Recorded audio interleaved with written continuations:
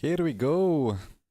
Hello everyone. Sorry for stealing you from James Baldwin, and but he's stealing my idea about an AI race. Although hard to say because today probably everyone will do an AI race around Qatar. Anyway, well, you know what I'm gonna do first? Load the race 10 minutes against 84% AI, because I don't, why am I P1? I'm gonna do a Michi and park it at the apex of turn 1. Yeah, just drive.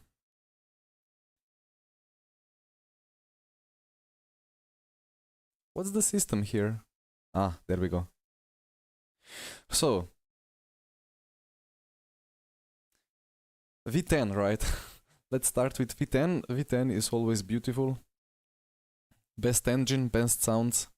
Although I preferred the Audi sounds in rF2, but this is really good.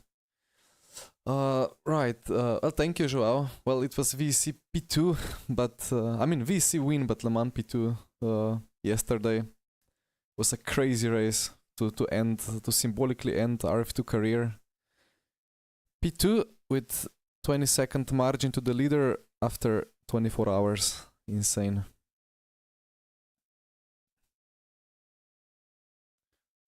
Why is there no in-game sound? Come on.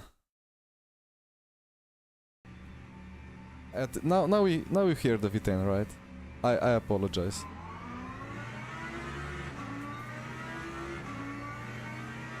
Sound is on. V10 is singing. Joao, we had a gap, but it turned out that the medium running Aston had a greater strategy. Right, let's do what I wanted. I wanted to start from the back and drive through the field and see what happens.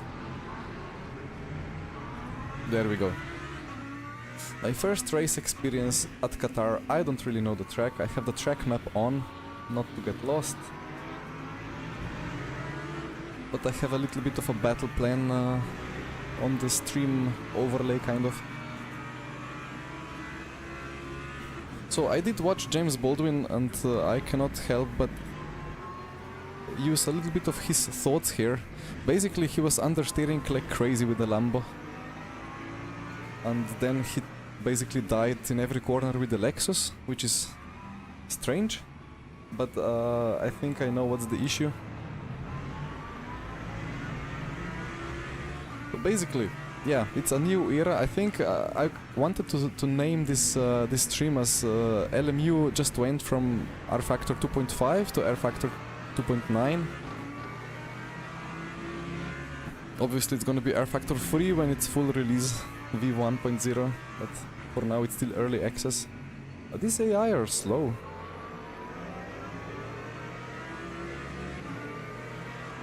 I thought I had no chance with basically no track knowledge. Should have gone like 90%. The new haircut indeed. It's everything is new. New favorite game, new base game, new well, summer started, new haircut, and so on. Damian, it's basically it's traction GG gloves. So the thing is that it's a long story, but it's feel gloves, and the story was that Traction had a deal with Feel, but then Traction GG closed down, but they still had massive amounts of boxes with these gloves. So since I'm now working alongside Traction and Grid Finder within the bigger Rafa group, happily I got sent these gloves, and they're pretty nice. I still preferred the first version some years ago of the Feel gloves with external stitching, but those disintegrated really quickly, and these are still holding pretty well after months of use and multiple washing cycles. About iRacing, I will test iRacing, but not today. maybe in some weeks. I don't really... I don't know, like, I don't want to comment on iRacing today. I'm gonna say something wrong about iRacing if I comment. Yeah, Casper, indeed. No, it was so hot yesterday. I like my room during Le Mans 24 was like 30 Celsius plus for sure. It just couldn't cool down even with window opened. Needed so long time to cool down, so a new haircut will help. And yeah, my apologies about my sound because my voice is still very broken for whatever reason, but it should do the job.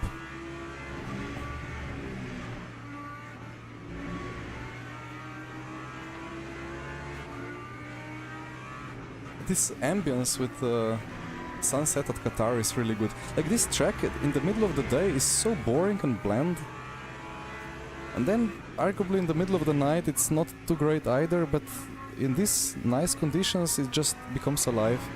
I mean, it's just a track in the middle of a desert with very flat corners and a lot of track cuts opportunities, so it's not for me the most exciting one. Maybe the least exciting addition to Le Mans Ultimate. But I mean, it's a track, it's fun, there is some nice corners.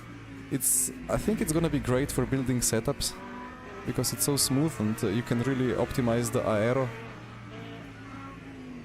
No silly hairpins. Okay, 84% AI is really slow. Anyway, I'm gonna get to clean laps even in the end. Maybe I can beat James Baldwin's lap time.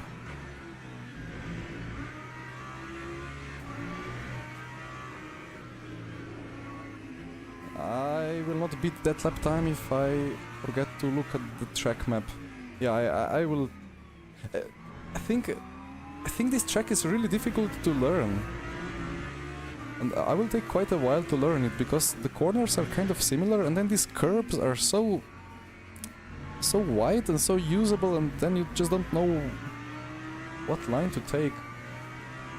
Anyway, we have beaten the 84% AI field. Now let's do the final 2 or 3 laps. So yeah, the interesting thing is that I believe this brake bias exploit that we had before, before the update, with running maximum rearwards, it just doesn't work anymore. You really need more frontward brake bias, but ABS on 9 is a bit maybe too excessive. But one more thing, I think ABS is now higher frequency. It isn't shaking the steering wheel that much, it's like shaking it quicker and less. So it's more efficient. It's gonna be less of a problem to go very deep into ABS, I believe. But you know, still go straight if I floor the brake.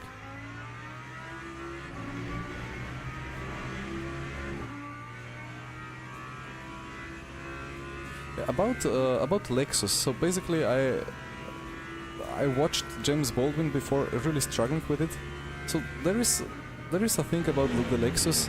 It's got front engine, so the rear is very light, and it's I mean, the car is stable because the engine is in the front, but at the same time the rear is light and it's gonna move around a bit more in some phases of corners, and it really highlights the driving style differences, because I really like the fact that the front-engined cars drive like they do. And in fact, with the early test access, I'm never gonna learn this corner. With early test access, we have done a race at Le Mans with Lexus. That was one of the most fun races I've ever done in the whole life. It wasn't even the final version of the Lexus, but it was so good to drive at Le Mans. Then I talked to some others, they said it's completely undrivable. On the same setup I was absolutely flying and enjoying my life in sim racing like never before. So yeah, it's a lot about driving style and preferences, indeed.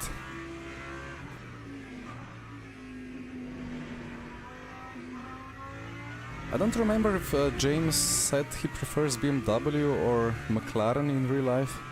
I think he said some things about it. This is the double right, yeah. This is almost flat out in F1 car, it's insane.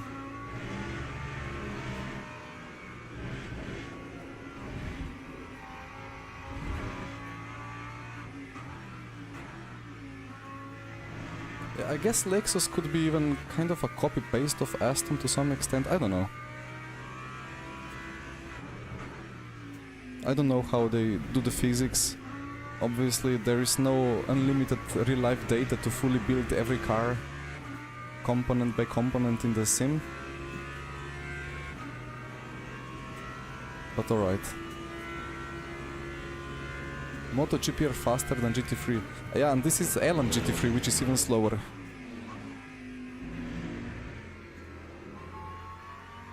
Anyway, let's do one good last lap here.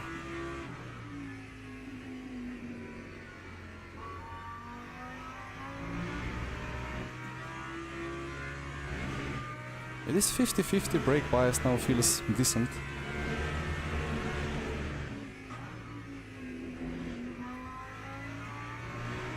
And yeah, the main thing, am I gonna cut again? I will, of course.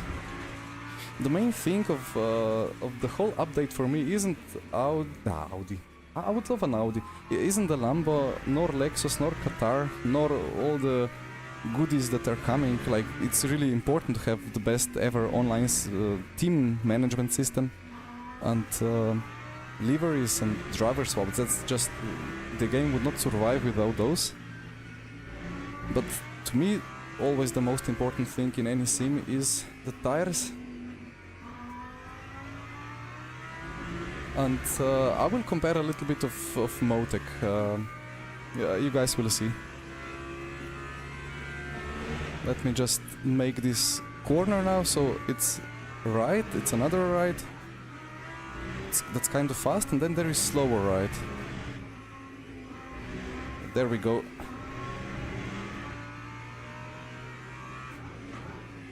Then kind of fast left.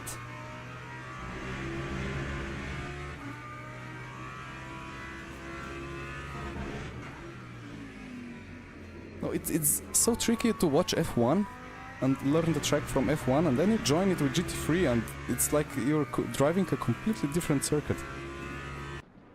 Anyway. Ah, ooh! You see this? That's the new... Okay, interesting. Didn't even get the countdown. Not sure if I like it.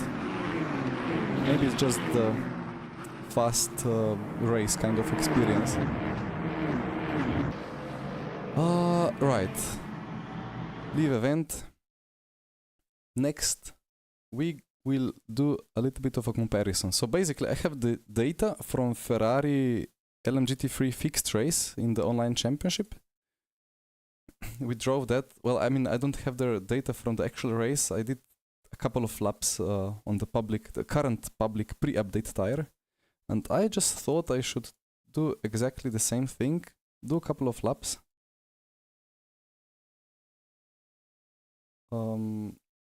Just let me make the correct conditions because it was saturated and it was middle of the day. Oh, one more thing. This here, now the start time of session is a lot more precise. I think before it went 10 minutes by 10 minutes.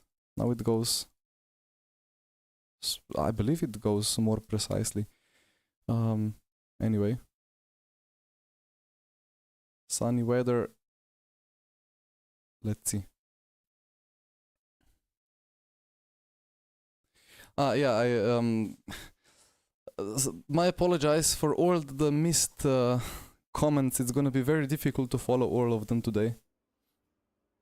But I will try my best. About wet, I don't think anything has been said. I mean, there is sure a new tire, right?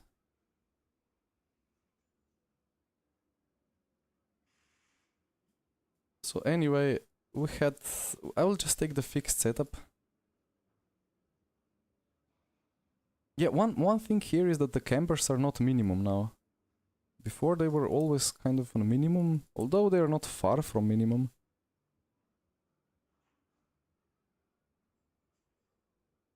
Okay, let's see how it goes.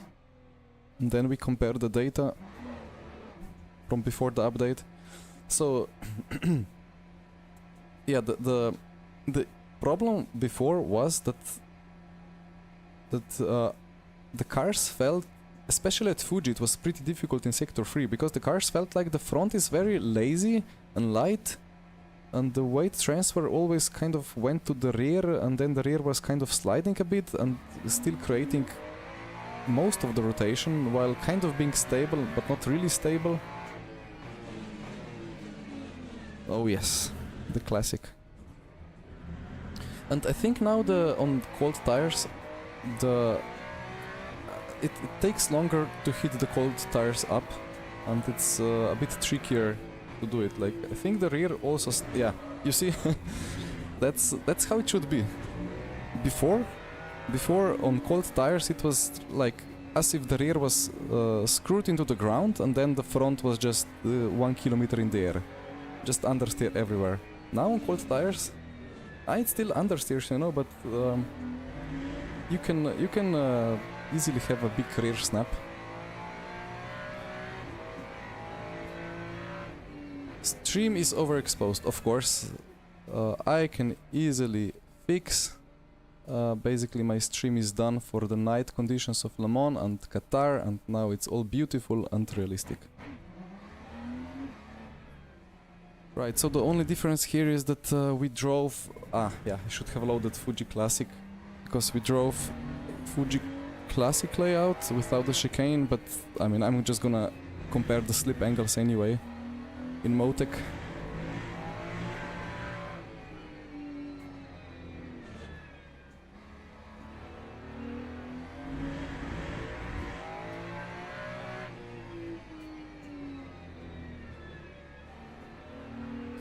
It's not really that extremely different tire, you know. It's not suddenly going from rFactor 2 to iRacing, slip angle wise. But I think it's a difference that everybody just has in the end to feel for himself, because it's big, but it's kind of nuanced at the same time. It feels like the front is less dead, because on the current public tire the front is quite dead. And yeah, Interlagos T1, T2, as name said, that corner on the current public GT3s is very annoying, because the front just doesn't want to do it. And corners like that are just strange, because the front is just too weak. But at the same time, before the GT3 public tire came alive, the front was too strong.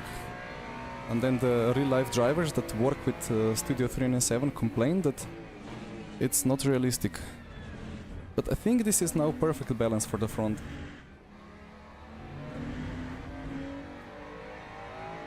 So right, like, I can...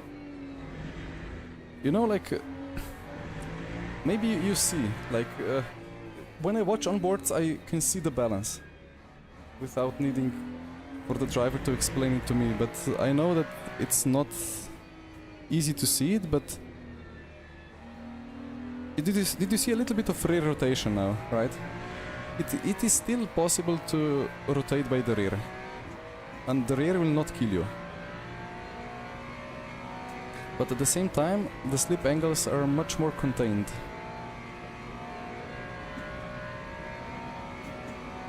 But yeah, I need a lap more to properly heat up the tires.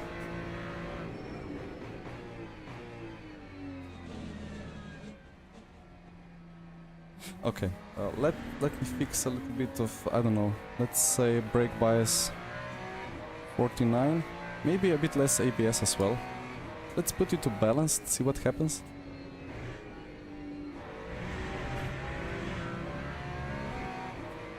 But in corners like this, it's rotating easier, more naturally than before. And now the ABS and brake bias allow me to rotate a little bit better in the hairpin after the clicks. Yeah, you know they have, but in a different way than rF2 or LMU did before. But hopefully this is the correct thing now, like the correct kind of rear rotation. I'm trying to make it slide like before, but it just doesn't, you know. Like on some tires, it kind of kicked away and then just kept sliding like crazy while providing good rotation, or sometimes just killing you.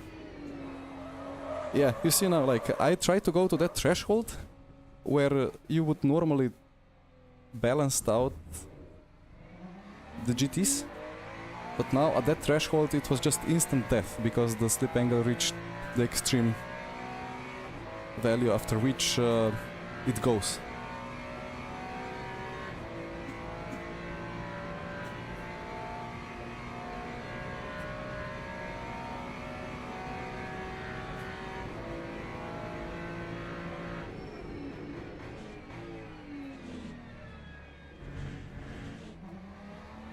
Yeah, pretty solid. Like now you saw again, like yeah, okay, the lean on the tires is difficult to see.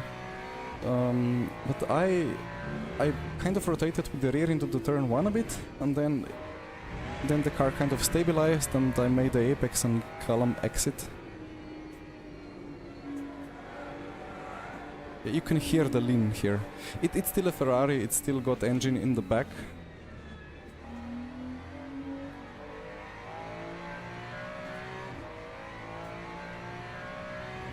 Let me maybe decrease TC a bit. It's just GT3. Only GT3's got the new update. But when Hypers get these tires, it's gonna be so nice. It's really not... Maybe just to quickly explain the biggest differences of this tire compared to the public one. It's... Basically it's still the same tire. But the difference is just that it feels like the slip angles at like, I don't know, at realistic values for a spin were fixed. So let's say at 8 degrees of slip angle in some conditions before, you started to really overheat and lose the rear in real life, but not in LMU. Now around that slip angle it actually happens. It's more aligned with what the tire should be doing. And also when you're not slipping that much yet, the front is more balanced compared to the rear, or like more rotation comes from the front than from the rear. Still too much ABS, I think. Let's try oversteer ABS. Not really sure if they just added this oversteer, neutral, understeer words, or if it's been completely remapped. I wanted to decrease not traction control, but the power cut. Okay.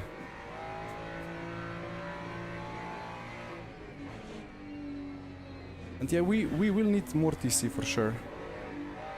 But also these rear snaps feel good. Before, especially on the hypercars, you just feel like on every exit you're sideways, and then you just go deep into TC, and then TC helps you make the exit, and it's always doing this sound from TC, and you never can avoid it. But now it feels like the rears actually have some traction, and then if you abuse it, it snaps and TC starts kicking in. But let me try again. You see, it's easily catchable, but I'm never gonna gain any time from the spin. One very bad thing in this update is that there is no more time acceleration. Like Control X, it's doing nothing. So if you're driving offline and try to save some time doing time acceleration on a straight, you are out of luck. Let's try first gear, rotate a bit, you see the rear just goes. And that's really important, and that's actually gonna destroy our brain completely, because for years, for a decade, we were used to just flick the car a little bit extra into the corner compared to what it should be doing. Just to provide that extra little bit of rotation. And now we will all have to adjust the brain to the fact that there is not infinite grip anymore. We will start we will have to start to respect the rear. But it's still possible to really carry some slip angle at the same time, so I think it's really, really well judged.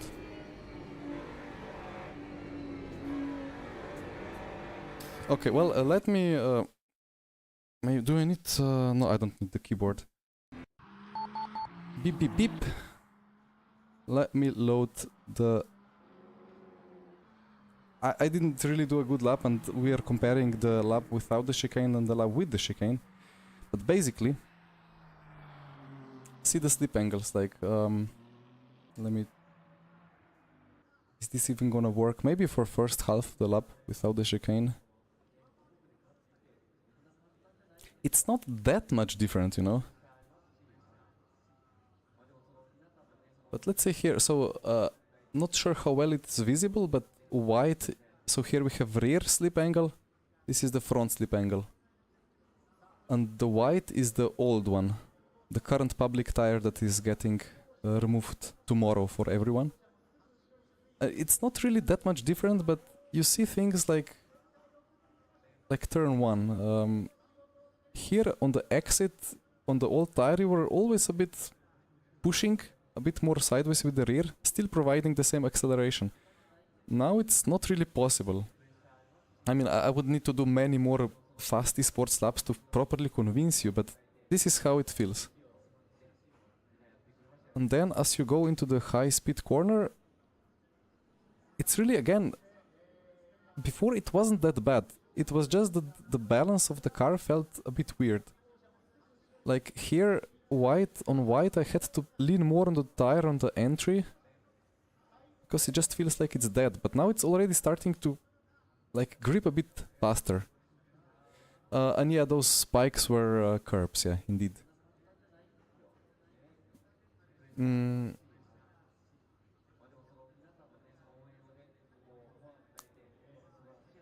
How is the Porsche with this? I'm gonna test the Porsche as well. So yeah, it's indeed it's not a night and day change, which is good because we don't need a big update every couple of months. We just need a refinement, and this is a refinement. So let's see here. I think these last 3 corners, if I just conveniently go hide the chicane.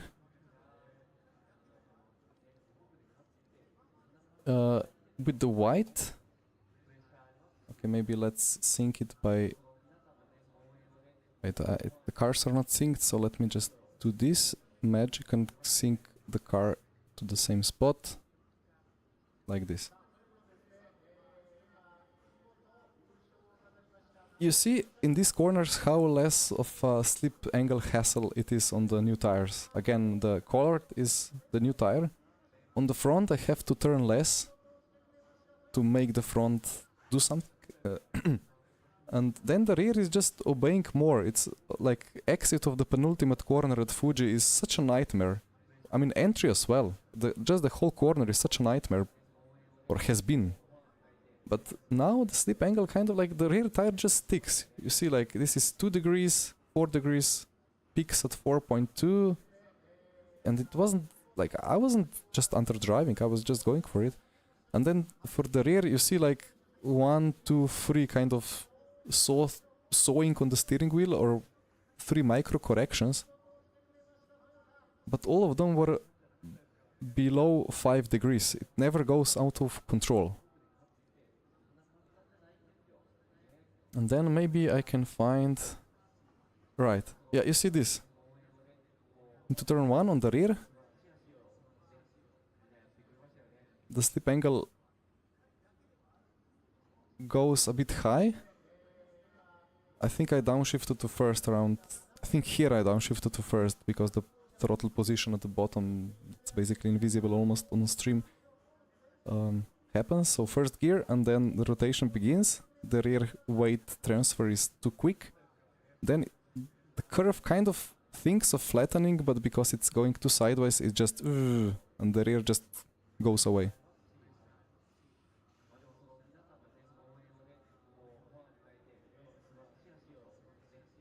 So yeah, like in corners like this, it's just gonna be more pleasant to drive. Fuji has been, since the release quite a nightmare for me. Most of the corners weren't really enjoyable. But now it's fine. So maybe now I can try one more thing. Maybe I can actually try responding to you guys in the chat. Yeah, you could just throw the car into the turn sometimes, but now I think sometimes in some conditions it still can work, but it's really like there is, I don't know how they did it, but it's kind of a hard stop above some slip angle. Before it was just like a smooth curve-ish, so even 12 degrees of slip would still kind of bear good grip. But now you have a big drop-off. I mean, in my testing, I had 12-13 degree slip angles. I could catch them. It was very natural, but the time loss was instant, like instantly lost half a second. I actually slided off the apex. And there is better FFB. There is no way around it. It feels a little bit upgraded. I think they added a bit of code improvement for it, but again, FFB is tyre, because all the feeling just comes from the tyre through the suspension, so there is nothing artificial. I'm not running less steering rack. It's just, I just feel like I don't need to turn more because the rotation starts happening at more realistic values. Anyway, let me try something. Let me now try the old way to drive the car. Minimum front, maximum rear.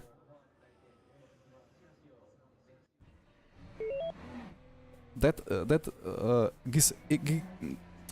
extra rake that those setup changes give actually mostly increase the front downforce and give very little drag, so it's kind of working like free downforce for the front of the car. Actually, I don't need the speed limiter here, and I don't care about the stop-go, but let's see with these classic esports tricks how it's gonna drive, if it's still viable. Yeah, max rake and pray to God. Let's see what max rake says.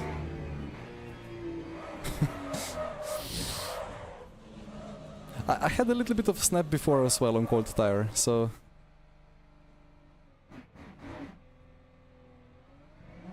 And check the wear. See, this beautiful piece of footage. One spin, the rear is 85%. Before this update, we actually had to do a spin like this to make tire go into the temperature window, so that the pressures didn't rise too much, so that we had low pressures and good enough temperatures before a quali lap. I'm just gonna try it again because I've heard that the thermal deck is now exponential.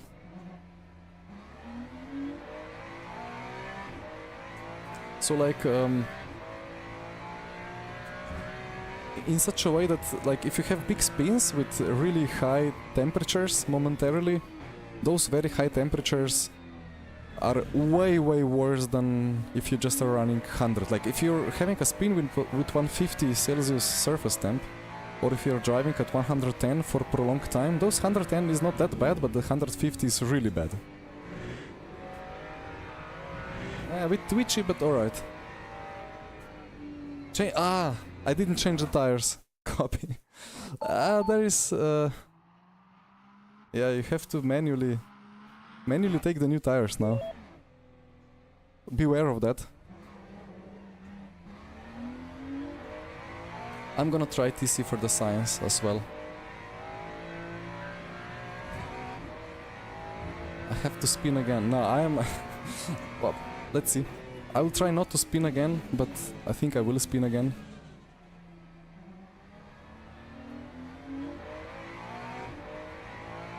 It's gonna mess some races indeed, yeah. You have to double check things like this, which is not the best. Okay, the rear is thinking of going. So again, this is now max rake. And I can feel the rotation. Okay, that was a big slip angle and I was able to catch it.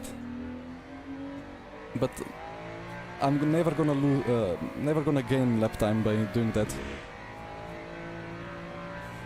Joe, by camera settings you mean the cockpit position? You mean like this? Where are you? Seat position should be visible now, right? FOV is 26. Esport warm-up strats. I can just let me try to get temperature into tires before without dying anyway. I think it's gonna be a real struggle with the setups now, because before you always could abuse, or like not abuse, but just use this fact that more rake is more downforce and minimal extra drag. But now you have to balance it against the fact that the tires don't work like that. The tires will not take it. Disqualified. Ignored stop and go penalty. Alright. Will it put me into the garage? I think I will not be able to click drive without relaunching the game anymore. Yeah, I mean, it rotates really well now in the hairpin. Better than before. But because the aero is so aggressive in high speed, it's gonna be very difficult to drive. So it's gonna be quicker if you can handle it.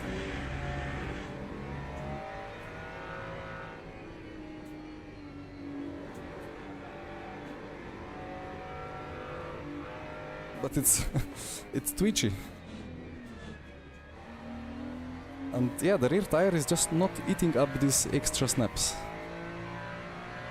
I can I can restart from the live timing menu. Hi Tom.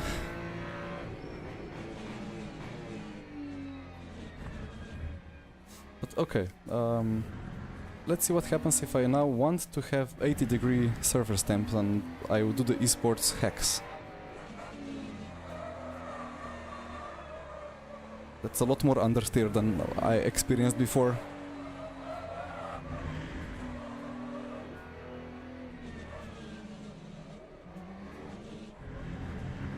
And then if I do this, like the rear is still sticking, right? It's still a rubber tire on the back. But then, where is my override? Let's see if I put cut to 0. Wait, that is clutch. This is too weak to wheel spin. But okay, it let's say I do this. And the rears are now in the range, okay? Temperature in the range, but you see the wear is already 90%. And because the inside of the tire is still cold, it's gonna quickly drop down anyway, so it's... I don't think we'll be doing these crazy esports tricks anymore.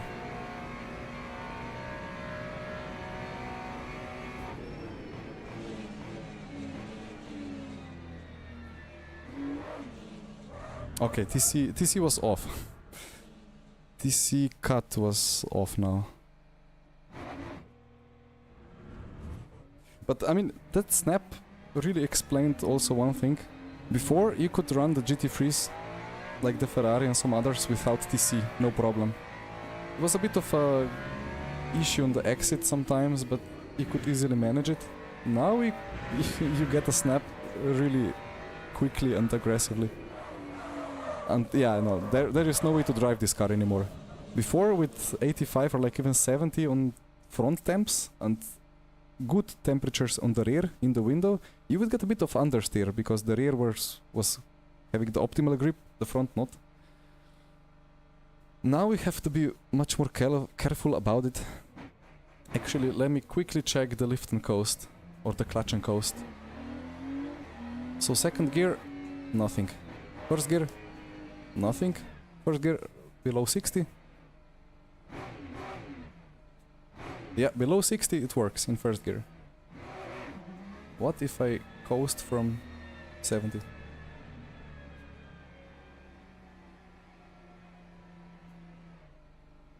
Yeah, Did you hear it? Like below 59 the RPMs dropped. Let's do it again. Yeah, at 59. And then as I go downhill, the clutch turns off again. Yeah, so that's coded pretty watertight, I guess. Okay, that's good. That's good. Did you want to try and to explain anything more here? I think that's it already. Like maybe if I reload now the new log and check the spin. It was very calm, very gentle slip angle, but as soon as I carried too much weight to the rear and the rears were broken from the drifting and from the 360ing, the rear just said nope. Yeah, it's pretty good. Maybe wait. I wanted to try one more thing in the setup before I go. So let's put right height back to here. So I was thinking of the rear wing.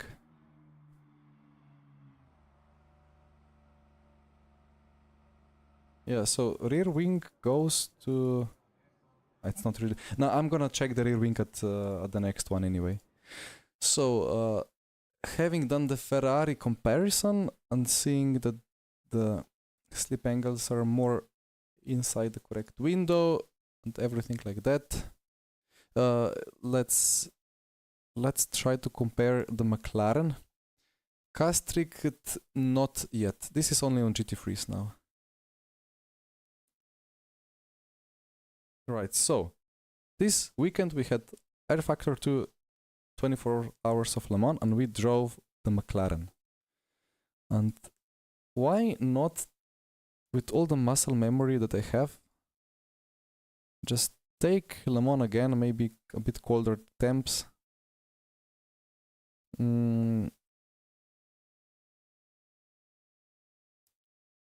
Clear weather, and let's put tire warmers on, because in rF2 we didn't have to deal with any tire warming. Change, yeah, that's a good shot. Flag rules without DQ will give me penalties, but I don't have to serve them because there is no DQ. I will remember for the next time, for the next track load. So now the question is, because even in rF2, you guys that watched my Le Mans driving saw that on minimum wing I had big struggles in high speed. Oh, the cut is set to 1 on the McLaren by default. And then the suspension is soft. This is actually quite similar to what we run at in rF2 anyway. But rear wing is 8.8. And that's kind of on high end, you know. Right, let's see how it drives now that I have my hands full of rF2 muscle memory.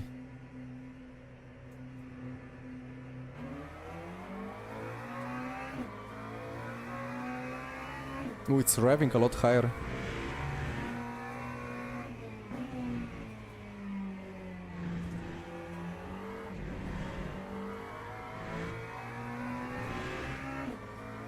That's a lot higher max RPM.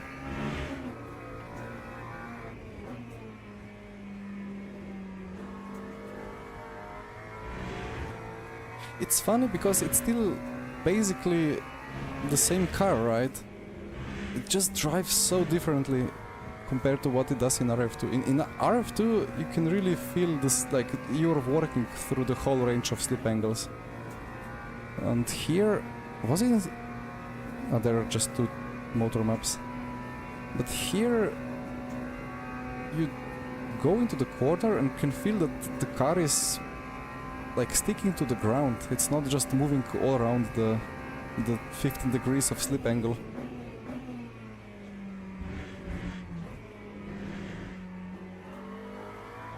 but the moments of understeer are still the same.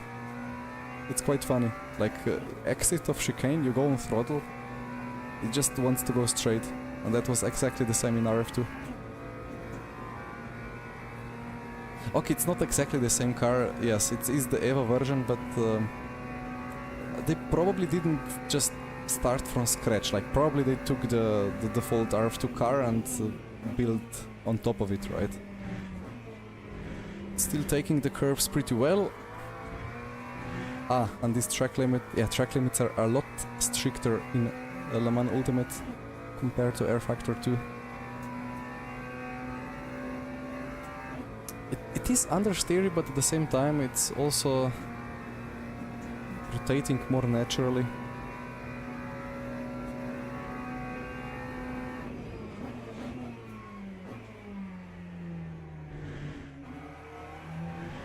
It's just a very different driving experience, as you're actually having in your mind that the rear is planted and you need to induce the rotation by the front. In rF2 especially, you were just braking in such a way that the rear stayed alive and stayed drifting, so you could floor it out of the apex already pointed towards the exit. And to some extent that was also the case on LMU before. There is a bit of bottoming. Ah, that snap is the same as in rF2 still.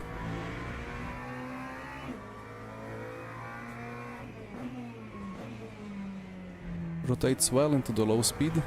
And now the biggest challenge, how are the Porsche curves? So, about stiff versus soft setups, it's... I don't know how to actually answer that. More testing is needed, but it was also... It was always better on soft setup for some reason. The later cars of rFactor 2, and then every time in Le Mans Ultimate, like softest suspension just gave more grip if you could make it work with the bottoming and so on, and the aero balance. But okay, the rear was very solidly stuck into the ground now. I'm just gonna do the chicanes, and then I'll try to do some tricks in the setup that worked before.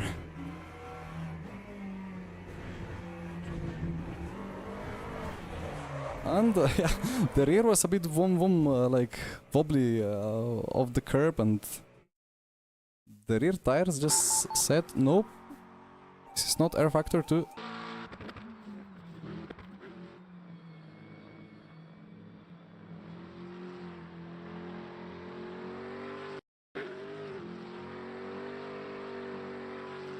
And the landing, like the suspension aided the landing pretty well. It was a bit like hard landing, but it very quickly dampened it out. But because it was still slightly bouncing, it just snapped. Yeah, very soft suspension. That's the default one. Now let's see what happens if I try to do a Le Mans setup, you know. Normally, when you went to Le Mans, you would put rear wing to minimum. They spun like this in real life during Hypercar. Really? Well, that's great.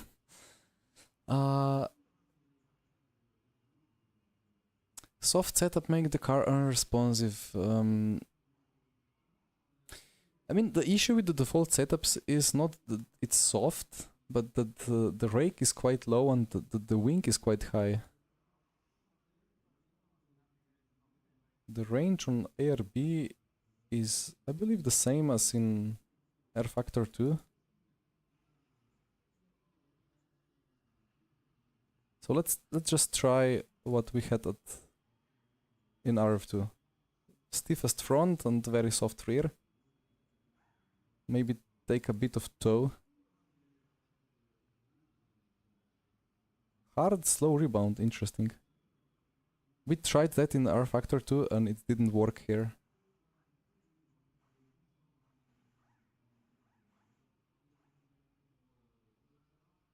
Wait, what did we have on the rear actually? In rF2 this goes to 10.5 and minimum is 6.4. What we had was around 8, I think. Yeah, let's see now kind of the values that would have worked before. And let me not forget about taking new tires. This is a bit annoying, having to click new tires every time.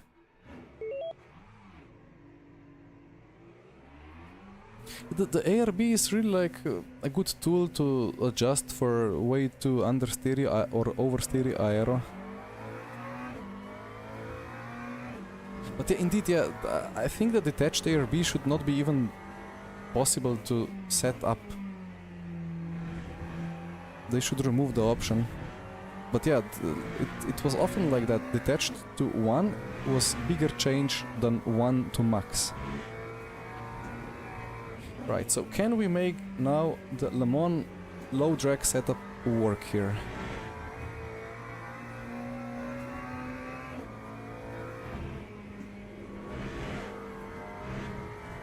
The front is still understeering a bit, but the rear was now thinking of snapping.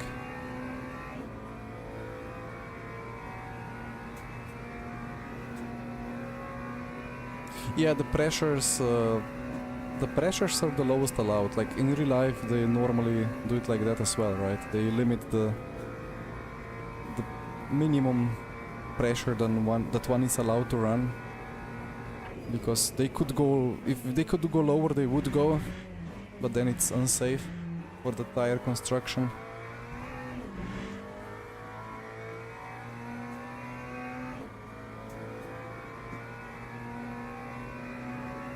Le Mans sponsors are pretty sure that there is a great chance of that happening.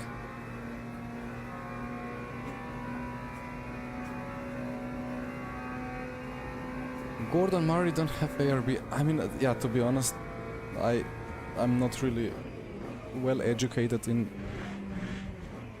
mechanical things.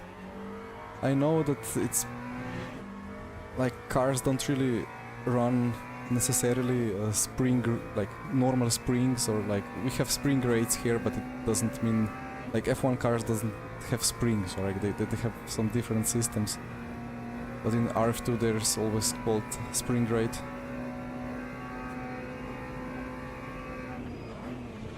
So yeah, I don't know how they are fixing the car roll with what systems. But there must be a way to fix it, right? If you have very soft suspension, you can offset it with ARB and so on.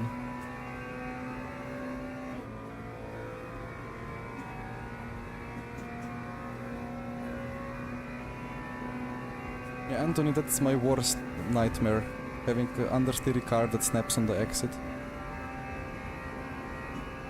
So what happens through IndyKing now? Yeah, this happens. Ow. So actually rear wing 1 is drivable until it's not drivable. Yeah, damage is off, so let me... The tires are still drivable, let me try the Porsche curves. I was very safe into the entry in that IndyKing, but then it just snapped, and there is nothing you can do about it. And that's the rear wing 1 effect. And, well, I was on the limit of that corner through the whole 24-hour race, or, well, through my stints. Yeah, but you see, high-speed corners, it's death. You cannot survive it.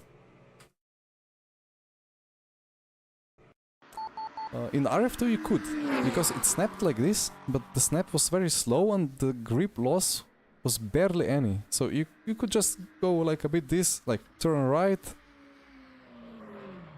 like here, turn right, correct a bit, go back on throttle while still counter steering, and it's gonna be like it was going to be fine. But here, aero balance is unhappy. The rear tire will not save your life anymore. It will not save you. And I think that's by far the biggest change in this update. Because since ever rF2 was released until... I mean, arguably LMU was a bit sketchy sometimes as well, and there were many snaps on this entry, but now with this update, it's not only about snap happening if you have way too much carry, like if you carry way too much speed, or if your rear is done, or if the setup is really way too crazy. Now you have to really nail the aero balance, because yeah, the tire will work with you if you make it work, but it's not gonna save your ass anymore. Yeah, you have to make the setup to work.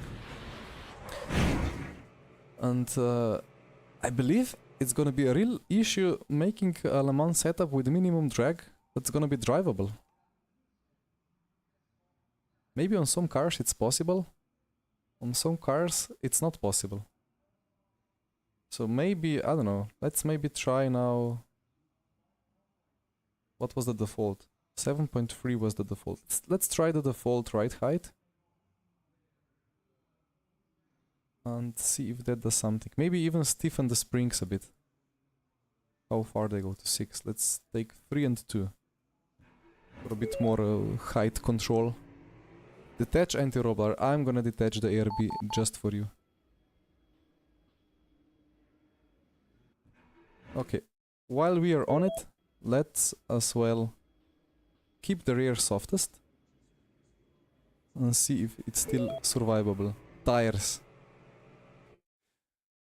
That's gonna be a huge issue, the tires, like that's gonna be a big problem. Unless Studio 397 teaches us that there is always a very limited amount of tires and you have to think about them anyway.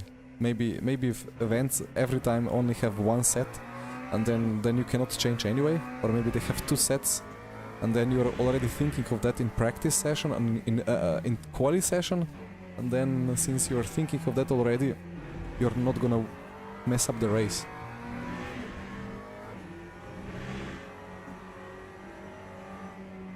Check Discord. I'm checking Discord. I see.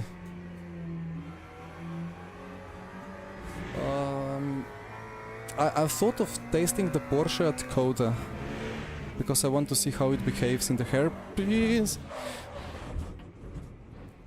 It's not gonna happen. Everything is the most understeery possible. Just the rear wing is one. Let's see the... So rear ride height is still... Okay, there is still a lot of rake. So maybe there is still some hope. So let's put that to 6.3. But then at some point you will maybe have a stable car, but you will just have a negative rake everywhere. And then maybe the rear wing 1 approach will just not work anymore. Because it's gonna be so slow in corners. You could gain 10th or 2 on straight, but in the corner it will be utterly terrible. But yeah, let's see. It's gonna depend on car. Again, keep in mind I have... I forgot to change the tires again, right? Anyway. Let's just see if Tertre Rouge is manageable.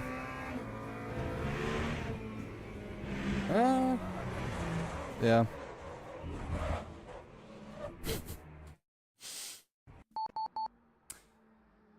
So it was understeering on the entry already. But because the rear wing is 1,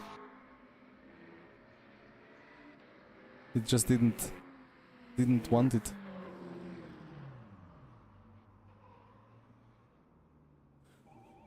I mean, I think I proved my point here. The aero balance on the cars is gonna be very crucial, and the rear stability is now more important than the knowledge on how to put just maximum possible downforce and rotation onto the car. Because before you just have to make the setup rotate as much as possible and then survive. Now you will not survive. Aero stalls. But did it really stall? Like, it didn't stall. It's still high up in the air. This is the not this is the filtered, this is not filtered ride height. Like, I didn't spin on the entry now, I spun on the exit.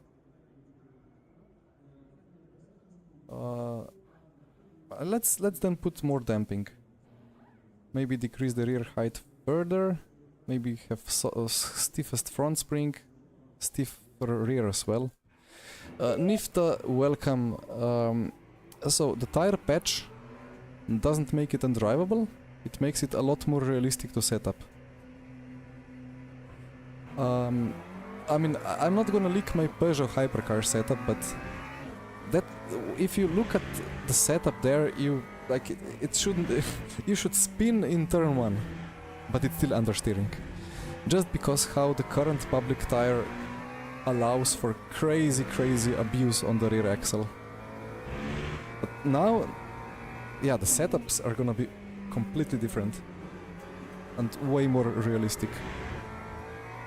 Hopefully, yeah. Let that be not the famous last words. All right. Ooh. Okay. Okay. That was drivable. So let me now that I have achieved stability along with insane understeer. It's kind of dancing between negative rake and positive rake. Yeah, let me now maybe just put a bit of rear ARB, a bit less front ARB, a bit more rear brake. 6.2, let's say.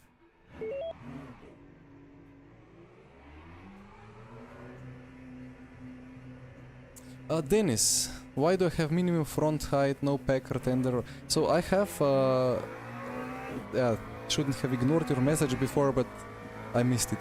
So I have the default setup, and then I put minimum wing on it. So if there was no tender springs, if there was minimum springs, it's because it's the fixed setup. So considering a bug report, if you had a better setup available for this car for here.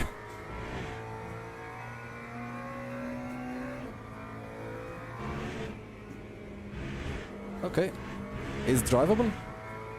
That's good. That means the McLaren is actually taking the minimum wing here. But I'm sacrificing mechanical downforce for sure.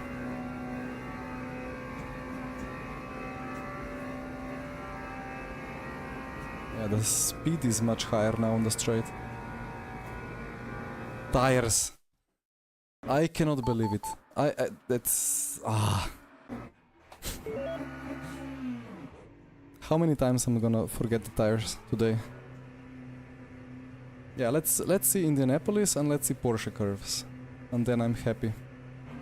And I keep pressing pit limiter because in rF2 there is no automatic pit limiter, and I'm used to that so much now.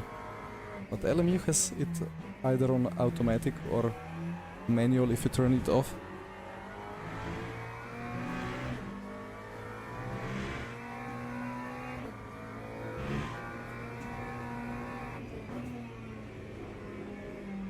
The rear is thinking of going a little bit.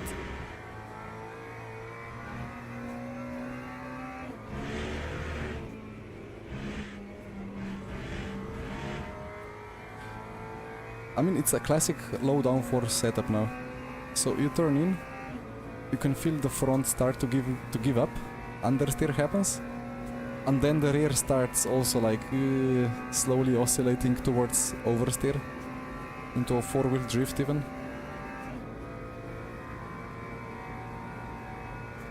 Which is quite tricky, but it's really cool to see all these new ways that the car balance. What am I talking? The new ways of car balance that were never present before on any tire in rF2 or LMU. To this extent. I mean, again, it's not really a whole tire model rework with full new code and physics and everything. It's update. It's still basically kind of the same tire, but with improved characteristics.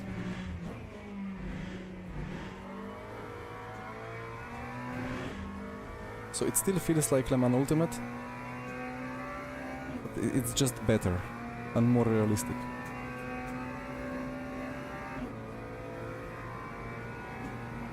How did I learn so much about car dynamics? It was just by necessity. Because I wanted to go fast in sim racing and I couldn't go fast, and then car was doing weird stuff, and then I tried to figure out why the car is doing bad stuff. And if you do that for many years, then suddenly things are more clear than before. Although, in the end, when you get a new car with new physics, you start from scratch anyway. Like, you just have to figure out what works and what doesn't. But the good thing about Le Mans Ultimate is... Okay. I snapped, I catched it. It's good, you know, it's not like that if a big snap happens you die.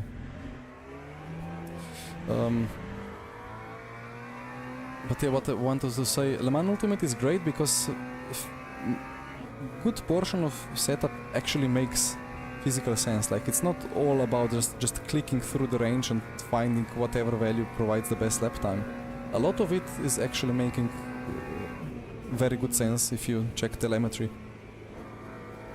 Look at that. That's a great balance. A bit of understeer on the exit, on throttle. And then I ask too much about it, turn in too aggressively, and the rear snaps a bit. All catchable again, but obviously slow.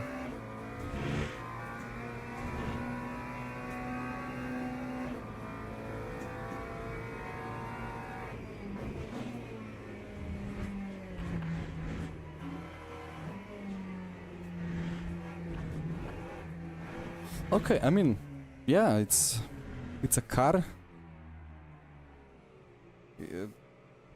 I would take this over the rF2 McLaren any day.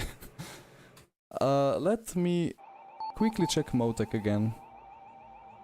And I'm gonna check... Wait, do I have any log from Le Mans? I don't think I have any log from Le Mans remaining. That was a bit silly. Like, yesterday I went and absolutely wiped everything out of rF2 folders. No replays, no logs, no anything remaining. But where was the snap? It was here. Yeah, you brake, the car is very much on the nose.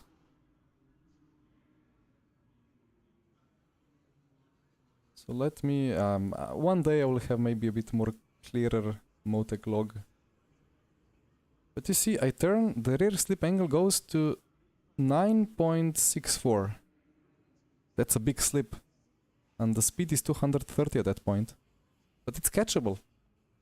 It's like, in real life, you would still be able to catch it if you react correctly, but you need a bit of skill to do it. But in R Factor 2, that was every lap, snap like that. Just brake through it. And that's already quite of a understeery setup. And yeah, again, this was on tires with warmers.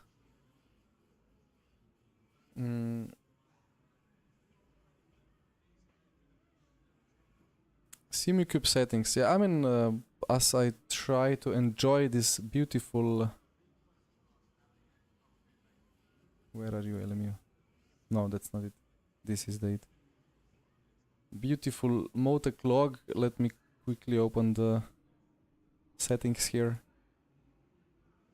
If you want to copy paste anything.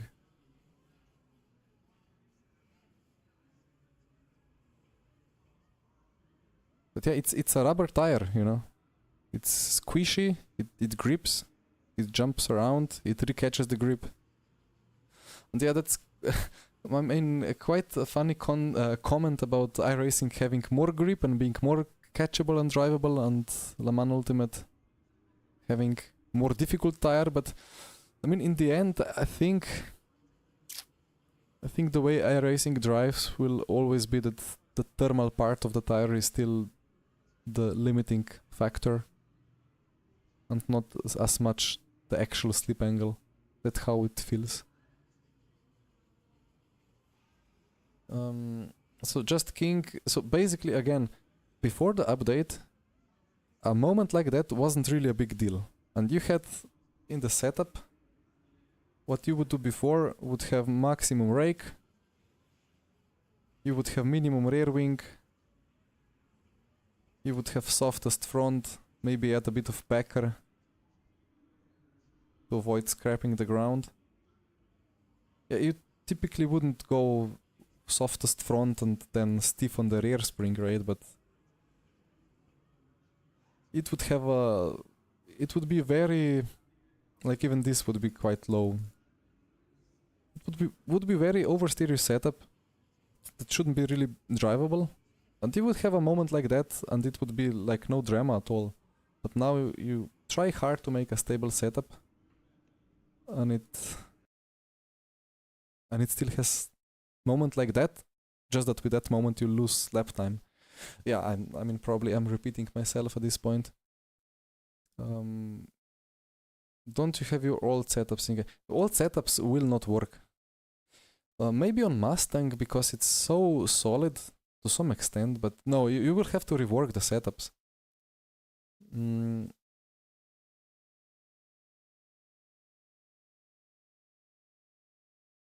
The new tire model, yeah, the new tires are more realistic than real life, believe me.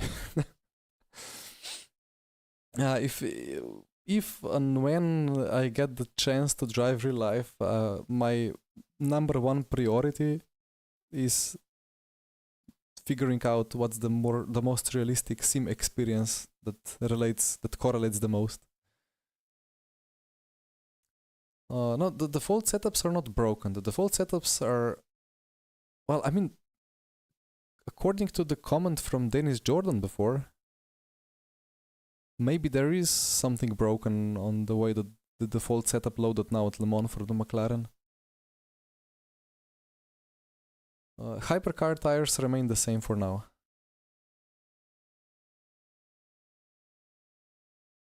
And yeah, about setup markets, I mean, it's what it is, right? Like either you, like in real life, either you set up your own car or pay somebody else to set it up for you. It's same in sim racing, so.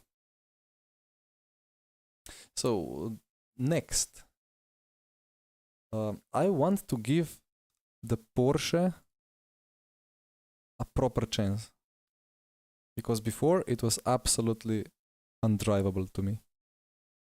I'm gonna take off the tire warmers. Let's take heavy preset and let's see what happens. So the Porsche is, I think, the most critical car here. It's the extreme case, because on the prior update 90% of rotation came from the rear. The front was very weak,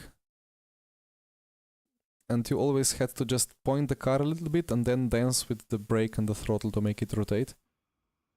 Which is kind of realistic to some extent, but if you watch the real life onboards, they are not drifting like rF2 or LMU before. But no, this LMU, the GTE Porsche on LMU was alright, but the GT3 was completely broken. Right, so let's just check the setup. Yeah, the wing level is quite high, of course.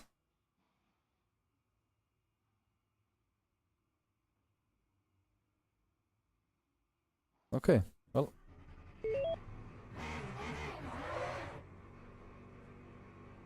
Wait, what?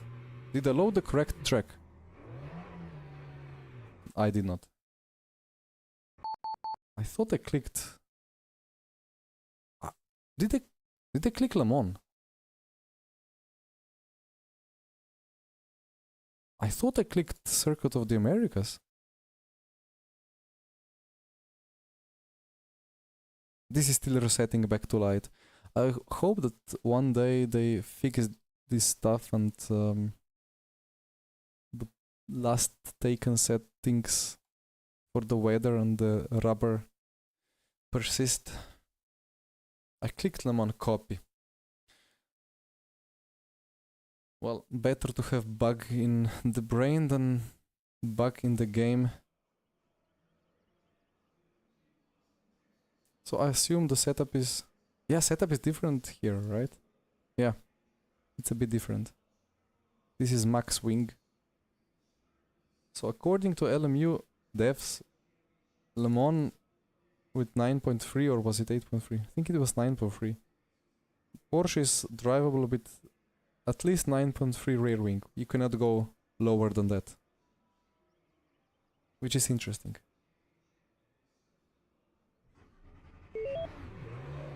Alright, well, yeah, I got confused by that virtual mechanic pointing me to the right, because, well, Kota goes to the left.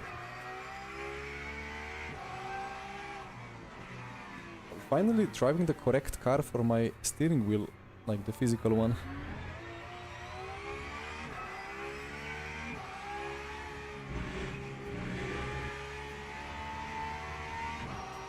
It's gonna take a while to heat up the tires.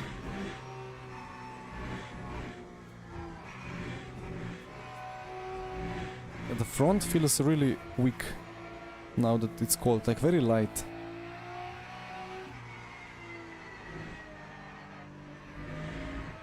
Which makes sense, because if you turn a bit too much, you're instantly past the peak slip angle, so you're just turning into a bigger understeer. And that's my biggest problem with iRacing FFB, I think. I keep turning and I never get the drop off of force. It's always like just a sponge or a centering spring. But here, like, I turn and at some point it just becomes lighter. Like heavier, heavier, lighter. You really feel that peak, and that's the same experience as I get in my actual real-life car, even though it's 20 years old Hyundai.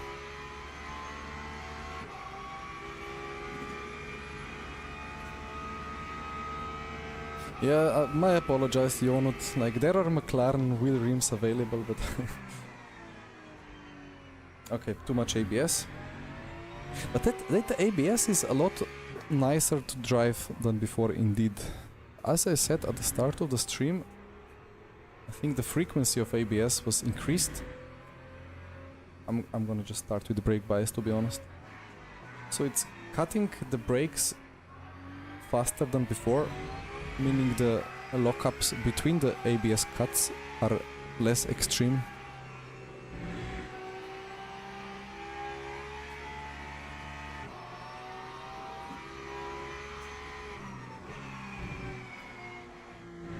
Kasper, it's... sometimes that's indeed the case. Especially on hypercars, but I think it's a bit easier now on this tire model.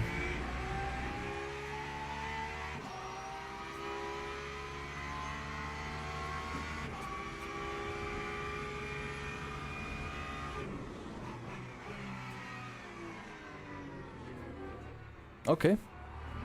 Rear starts to drift on the current public Porsche. That's a great news, because that means that you're finally about to rotate. But in turn 1 now I had to actually catch the car because it was bad oversteer.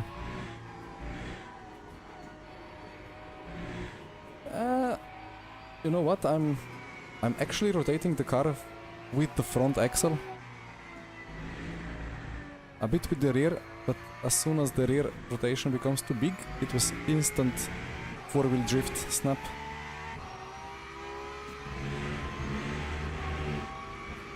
Yeah, you're not indeed. I couldn't drive the car before.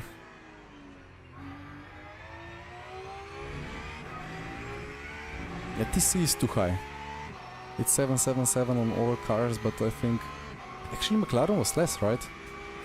McLaren was 516 on the default. I'm gonna throw it a bit, yeah. I'm just trying to get tires up to temp, feeling how the tire hit up is, and it's pretty nice. But the hairpins here, this is the most important part for me.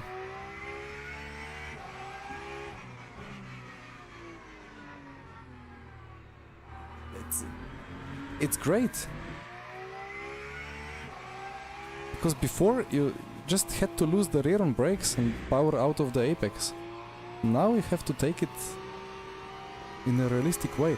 I don't know if that's because the setups are forced to be more understeery, because otherwise you just lose the rear, because the rear tires will not eat up heavy oversteer, or if it's actually inherent tire balance with the front being more potent now and the rear less.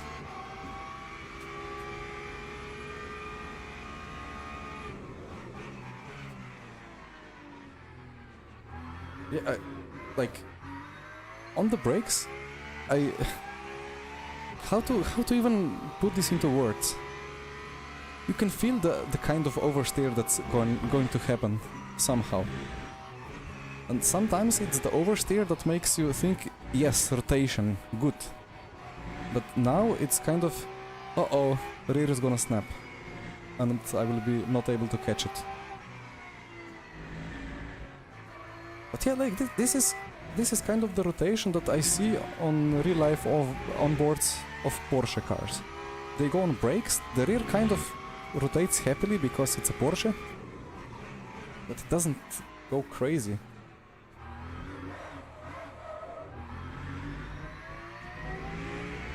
Okay. And yeah, it's still a Porsche, so the rear axle will be hotter than the front. It's just unavoidable. What's the track temp?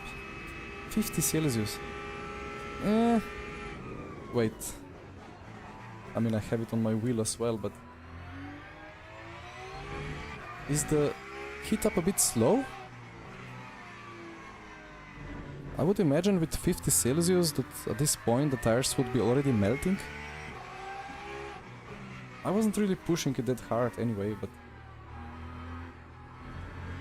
the push understeer on the exit is real anyway.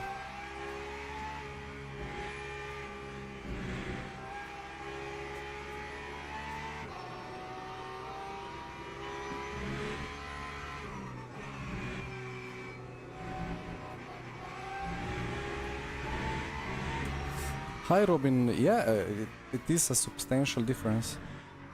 At the same time, it's again it's not that big of a difference, but it just, I think it's smaller difference, but it's so substantial to some extent that maybe the tires before weren't that bad, but a minor adjustment to the tire, or like decent but not crazy adjustment to the tire already put the tire into the perfect operating window, or like made the tire behave like they should. Because the LMU tires were never bad, they always were just a bit off. And for a year we were just side up, like we were not upgrading, but we were just sidestepping. But now this is finally the upgrade that actually makes it better. Can your throttle blip help you to rotate the car?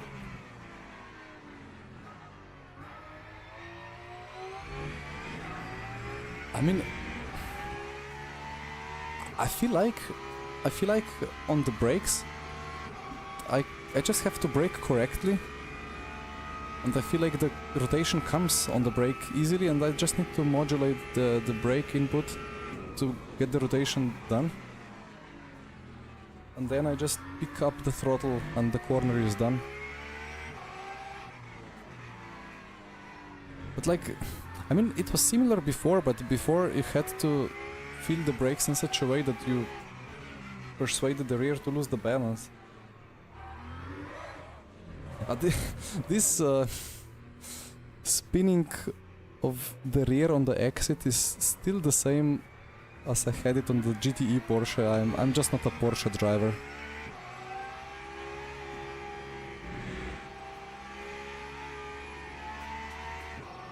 It's really not penduluming that much. Yeah, Robin, you will have to try it. Right, well, I'm gonna crash into the pit lane, and then before I forget, I'm gonna quickly take a new tire, and then I will try to think of a setup change and check if the car is relying on some packers heavily. Maybe it's not on the packer at all because this scatter is linear, there is no knee in it.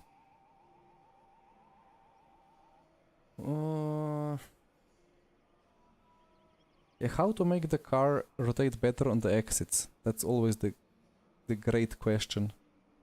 Because it's quite nice into corners, but not as nice out of corners. And there is no diff coast to be adjusted. So what I will do is maybe put the brake bias a bit more to front. Camber, I don't know. There is a reason why this is at 3. But there is no way... like, camber is one of those things that you cannot set by Motech. Or maybe you can now. Like, that's something to figure out. But in all the R-Factor 2 years and the first year of LMU, you could not use Motech to set it up. You can check the camber in Motech. There is a channel. You can see exactly how it behaves. What the camber on each point of the track is. But there is very little connection between like having perfect camber in a certain corner for maximum contact patch and the actual pace. Like Motech correlation wasn't great, but maybe now it is. It will take quite some time. But yeah, indeed, I need more rear out of corners, which means that I need more... How much did we have? 6... Sorry. 6.9, let's maybe try, I don't know, 7.7. It's quite a big change. And then let's use a bit less ARB. Also, let's maybe use a bit less toe.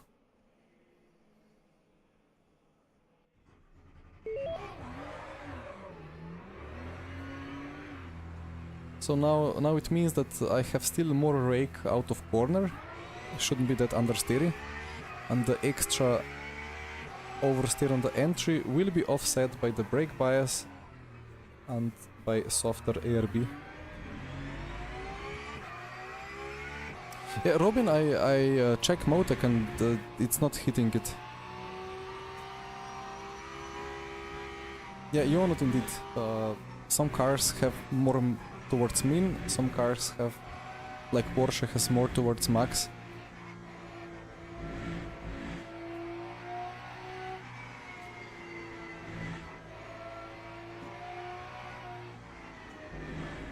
Yeah, that's the 7 clicks of rear right height there for you. And cold tire, of course. And that was 4% on the rear left. You see that? The abrasion is crazy.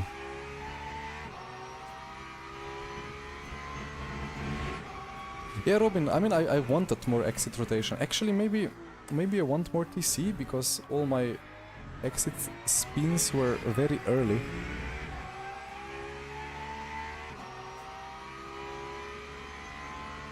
And then late corner was just understeer.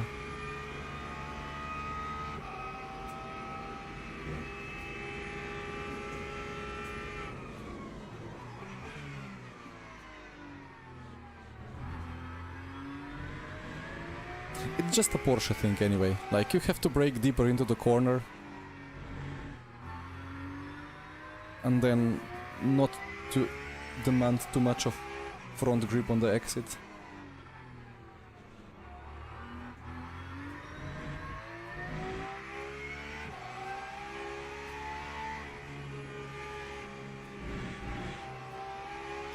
It's nicer now, indeed. I still have to lift a bit.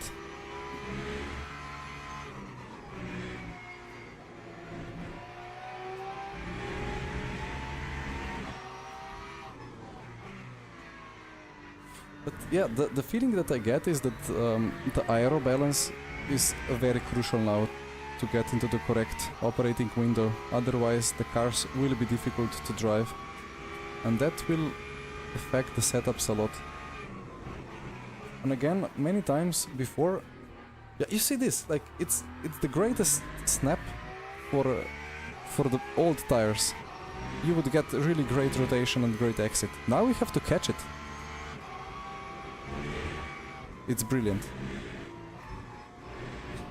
So yeah, before on the setups, what you were often doing was just going crazy with aero balance, to have good downforce on the front, and just offsetting the imbalance with mechanical adjustments. And yeah, you cannot do that anymore to the same extent. And we were used to loading the default setup, going to the front suspension, just smashing the front ride height down to minimum. Now it seems like that minimum front ride height is maybe not the way to go. Or maybe not in all the cases.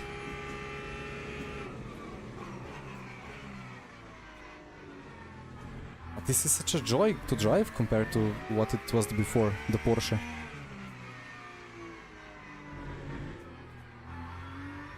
A bit rotation from the rear there, but all within perfect controls of, or like perfect range of slip angle. And the rear still tries to go around. You just need to respect the rear, that's it. We've been absolutely disrespecting the rear for 10 years. Making it to rotate us around the corners, putting crazy load on it, demanding to carry the car around the track. Now it's there, but you have to, like, it has limits. You have to be careful, you have to make it work. It will not just work for you.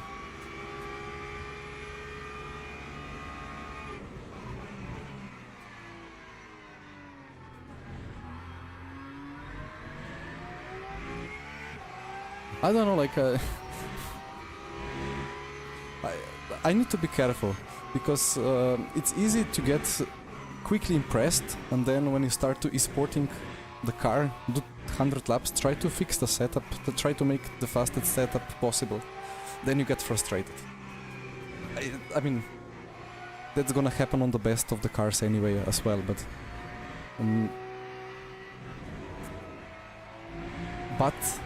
I don't want to press escape, I just want to keep driving. It's yeah, it's 100% an improvement. It's more realistic. It's more fun to drive for me. But yeah, let's see. I'm gonna complete this lap, and so we have driven 3 mid to rear engined cars. Now let's try the Lexus. And I thought it's a nice idea to try it at Interlagos, because it's a good track, and there are some corners where things did not work well on the previous tires. Like going from turn 1 to turn 2, it was such a mess. Or the slowest, the second right hairpin in sector 2. Always a bit of rear rotation was needed, and wasn't the greatest. So let's see how it behaves now.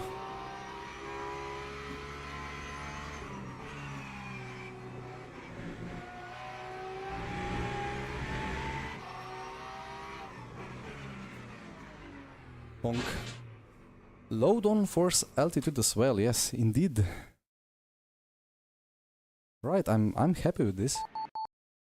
Porsche is drivable, Porsche is enjoyable. Good job, Studio 397, sorry, 397. A bit of Slovenian came through. Right. Where are you? Interlagos. Que autodromo. Where is the Lexus? Ah. I was just having to click on it, but I didn't recognize the badge for whatever reason. Not lahko noče, Denis. Please let me drive a little bit more, I'm enjoying. Okay, Lexus. Some of the worst corner names... some of the worst... my language is completely disintegrating. Some of the worst corners on the track.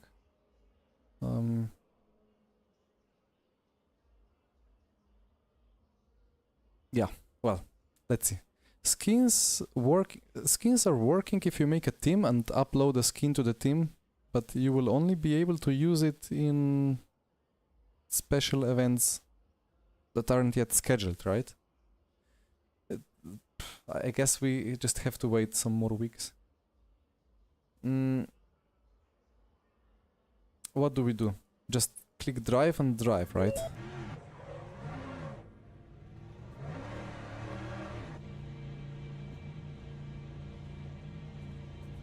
Now let's see. James Baldwin was driving this before and had absolute horrendous struggles keeping it on track because he said the car wants to kill him or something along those lines. Although there are many high to medium speed corners at Qatar, which maybe are not the easiest for this car. But we have one or two of those here as well, so yeah, let's see.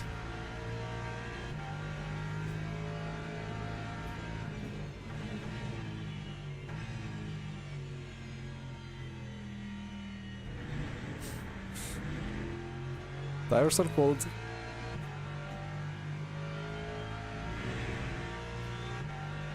And it's gonna take a while for the heat to go in, which is quite nice actually.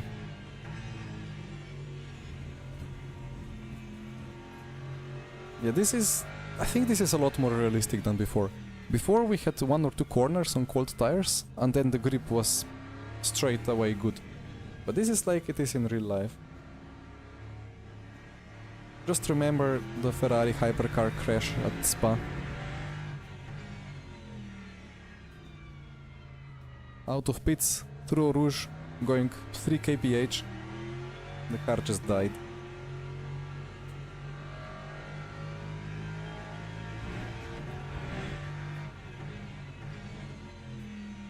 Okay, this car is actually still very understeery, even on cold tires. The rear is not moving around at all.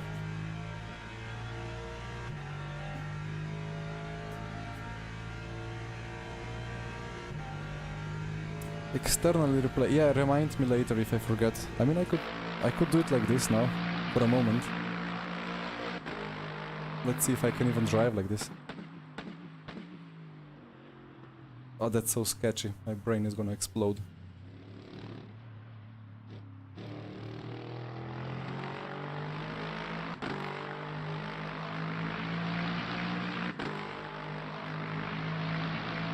Must be 20 years since I last drove with this swingman camera, or however it's called nowadays. Yeah, but the sounds are pretty cool.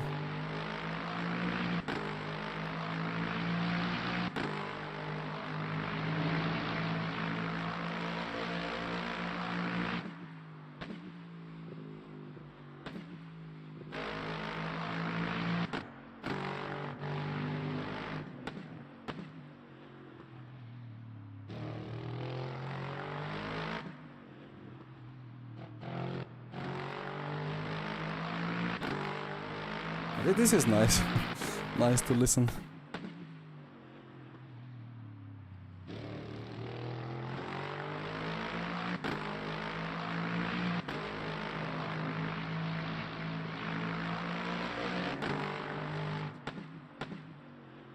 I shouldn't have left the track limits on strict.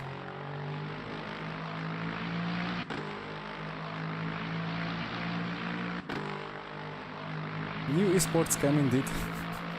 No, it feels like there is huge input lag, like it's... Cannot do it. Cannot do it for too long. But yeah, here like the front bites more, and then this weight transfer here. Okay, this wasn't the best, because it did exactly what I was trying to say that it won't do. But tires are still cold, so let's see what happens when the tires are warmed up better.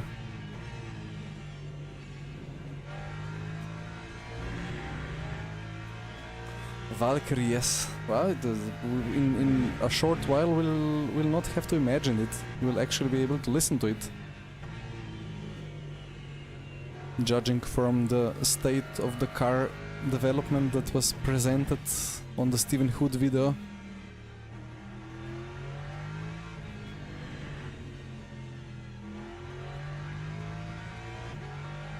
Should have taken the tire warmers, to be honest. Yeah, let me quickly reload, because Interlagos is typically a track where it takes at least like 340 laps for the temperature to reach the operating window,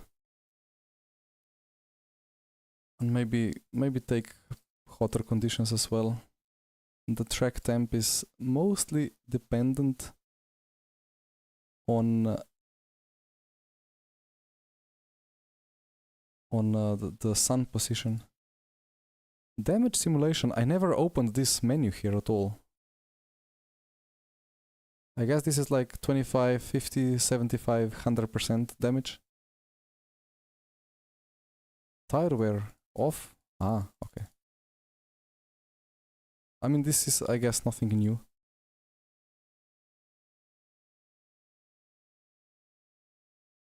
But for now, this car was super drivable around Interlagos. Actually, extremely stable.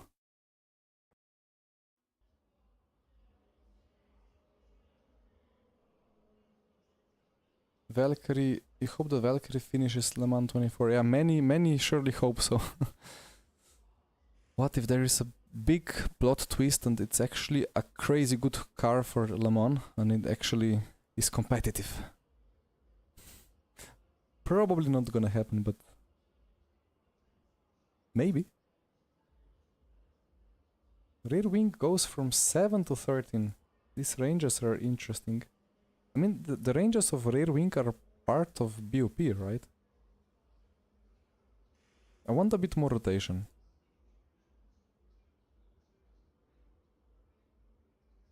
I think I can do -2 clicks on the front and +1 on the rear, right? Klaus, the tires are great.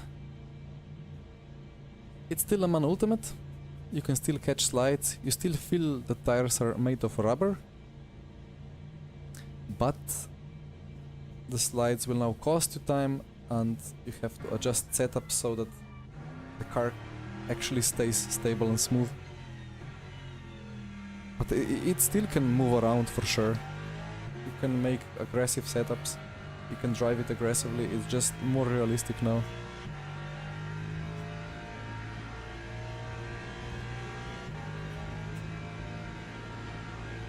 Alright. So how is it with good tire temps? Understeer on power. Maybe reduce the TC a bit. ABS as well.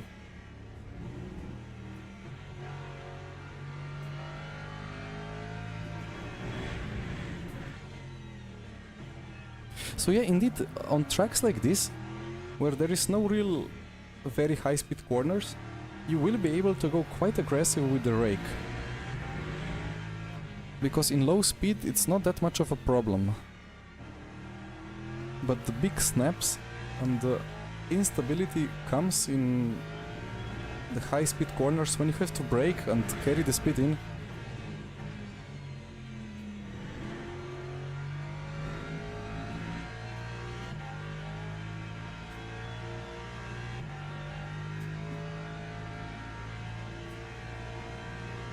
Of course, the default setup will be made to be stable and drivable.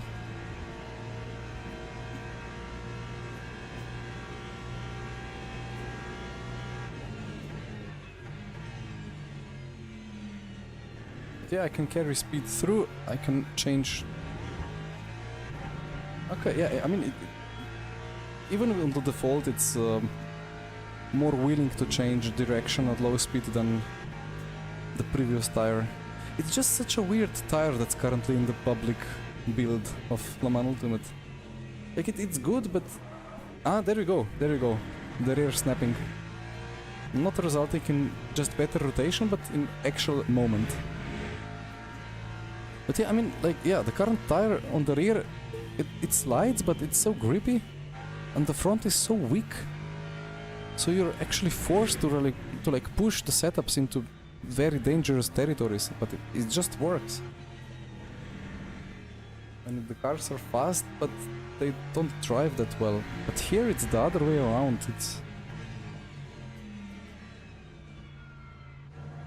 And you still have to use the rear to rotate. There is still slip angle, but it's not 80% or 70% of the rotation. It's kind of half-half, or like in some corners it can be 60-70% from the rear if it's like a controlled hairpin entry with the Porsche, let's say. But in high speed you have to have the rear planted and turn with the front.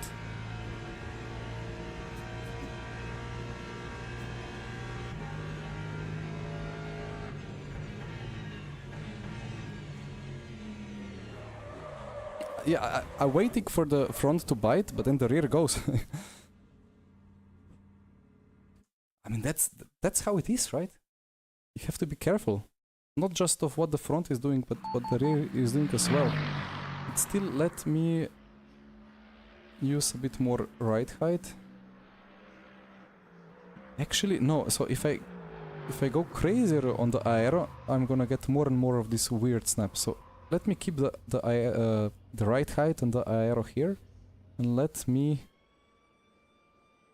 adjust the anti-roll bars. Maybe a bit less rear toe.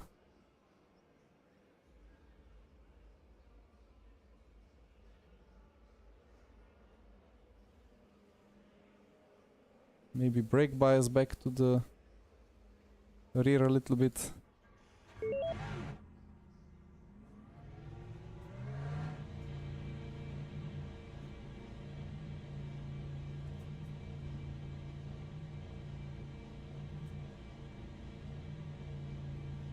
Yeah, and that's great news.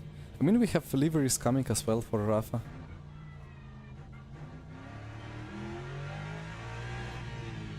And I'm really looking forward to those.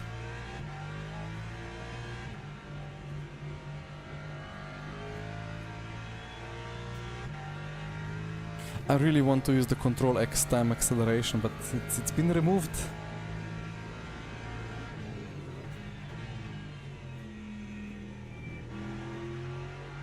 Yeah, now it's better. Now it's better. Obviously, this is first setup clicks, right? Would have to optimize it a lot further.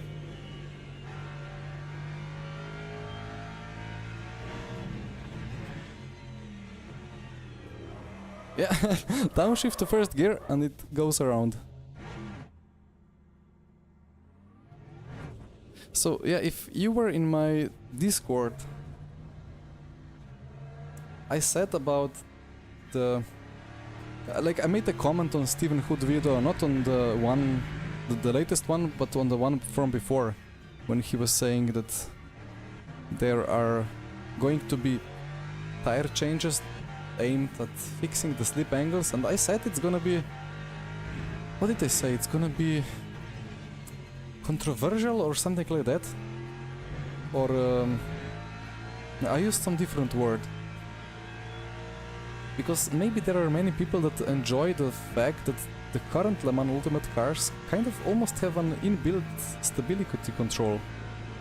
Like stability control in the way that the rear is just... it's just gonna survive more likely than not, if you don't do anything crazy. Yeah, you see. That's what Baldwin was struggling with at Qatar some hours ago in his stream.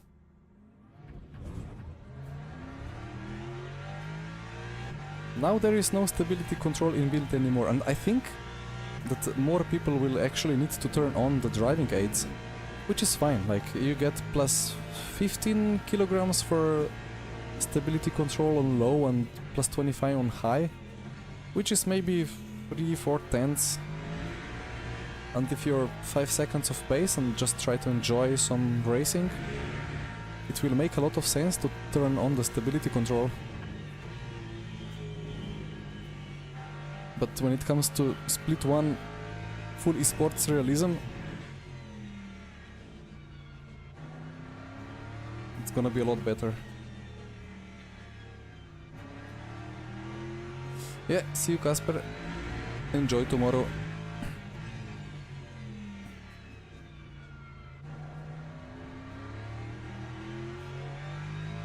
It's gonna be real good fun trying to figure out what is the exact limit of this tire, because now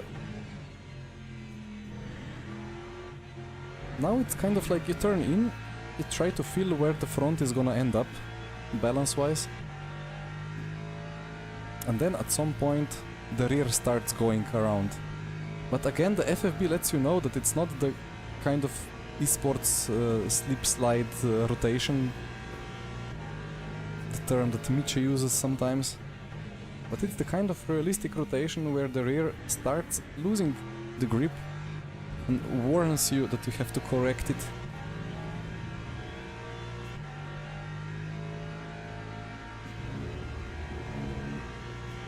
But I mean, I guess from my streaming and driving, you couldn't really tell that it's a tire with updates. You could just say that I'm running a bit weird setups here, or that I'm lacking some skills.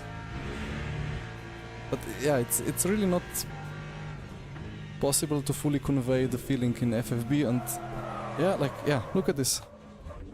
That's great. I'm so glad I can crash in this game now. It's not just death understeer or abusing rear slip to rotate. You have to work with it, work on it, know that the rear can kill you if you go too aggressive, and that's gonna change very dramatically many of the setup metas. A lot of work to be done on the setups. Anyway, I mean, at this point I guess my job here is done. So guys, let me know if you want me to test something, some more combination. Yeah, adjust setup to skill level, yeah, exactly, even more than before.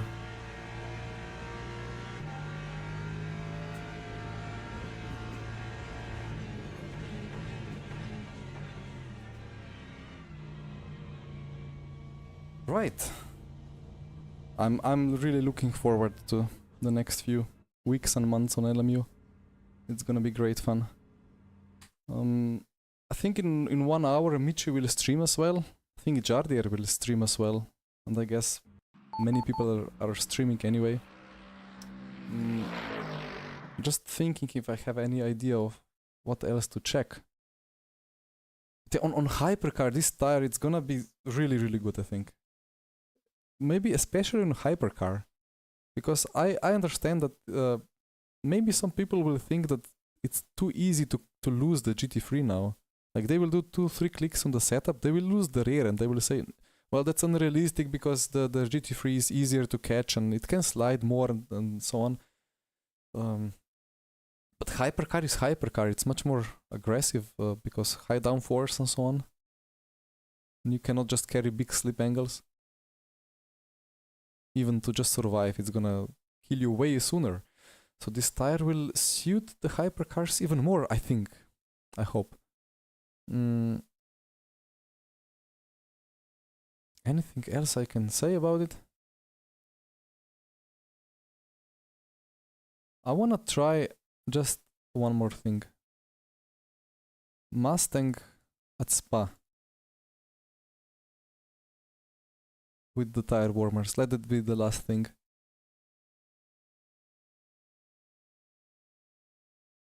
Tomorrow tracks for fixed. Ooh, Ferrari at Spa. Copy. The race start will be fun.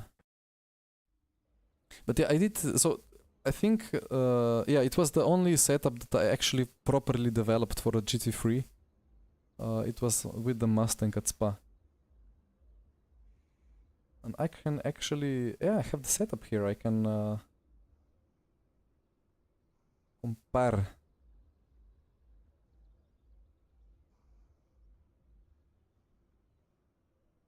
Oh, it's got a lot of rear anti-roll bar here. The wing is the same, that's interesting. The ride heights are not that different.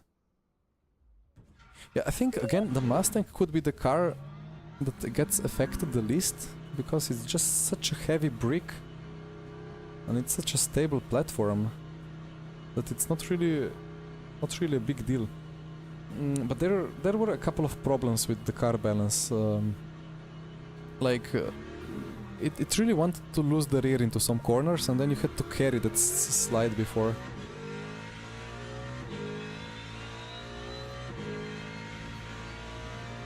Hello, Dan.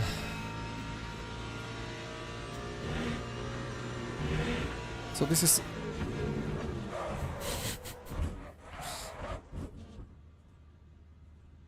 Yeah, I mean, I was at Spa 24. I was there. Like, I was walking in that forest. Like, I went through the forest. There is like... Come on, let me do this. I walked through that forest. There is like a path, and there is like a 10-meter big helmet-shaped building with some racing history info. There is a helmet that you walk into it that's painted in color of Senna helmet. I was in that grandstand. I was looking at the cars coming through here. Everyone was lifting. Nobody was flat out. Like many support series, like the slower the cars went, the less powerful they were, the more they lifted. I don't know. I mean, skill level is skill level as well. But in real life, it's really not easy to go through Rouge flat out. And now I just sent it, and the car was kind of cooperating. But yeah, it was the first time, so I couldn't really catch it. It just snapped. Hi Oscary, welcome to the slide. It's a beautiful slide. And yeah, on cold tire, it's gonna be fun. Yeah, riding on it, it's absolutely frightening in real life. I'm pretty sure. I was standing there in real life and watching them go.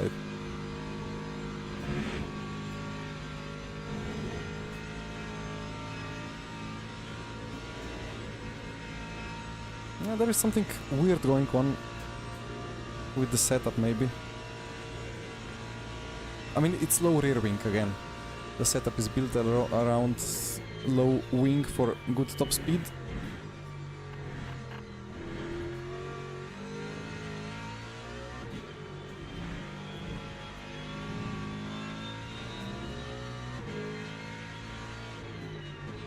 Yeah, Nicholas, indeed. It was absolutely crazy experience. Like, you walk through the main gate, go to the track, first thing you see is through that gate the hill of Eau Rouge, and see the cars going fast through there. It's unforgettable experience. Okay, no death understeer into Pujon.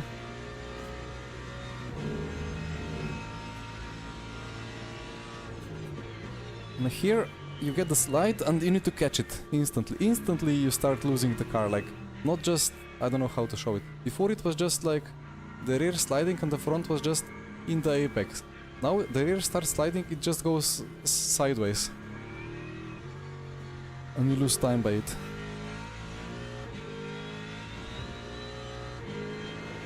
This is quite an esports setup, I have to say. I don't think I loaded the setup, I just compared it, right? I think it's still on the default. Maybe a bit more TC cut anyway.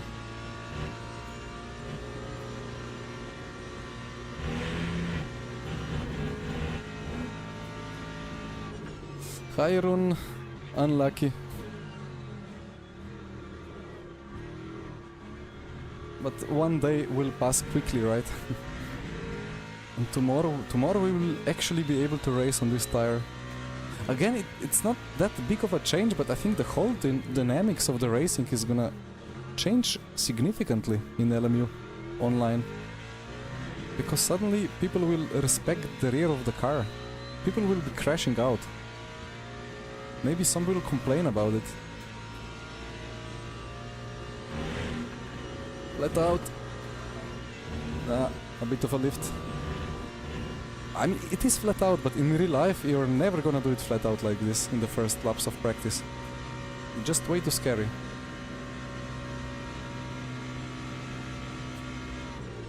It will be highly unpopular. I don't know.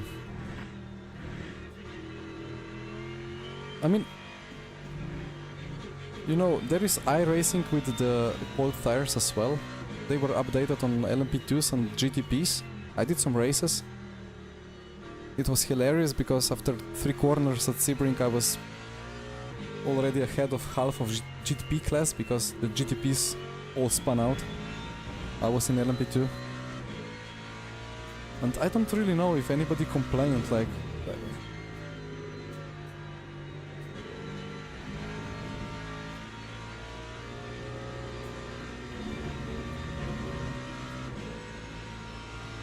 But you know that if people complain about it, it's not because the feeling is bad, but it's because they have a skill issue or because they got used to a very stable car with a very stable rear.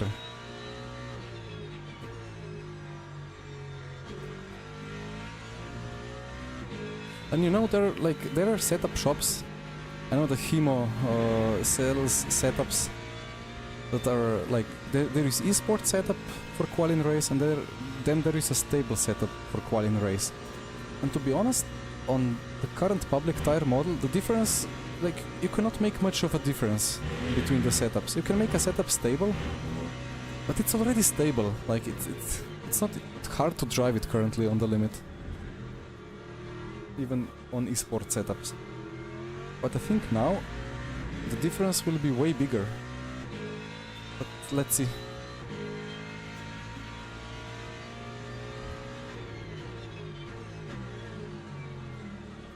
And yeah, I would say that fixed setup for Spa for Mustang could be made a little bit more stable, but it's drivable.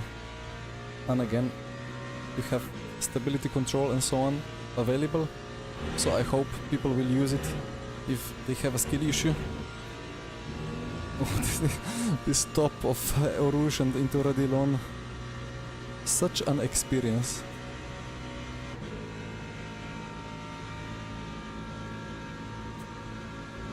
Well, I am just scared of iRacing setups.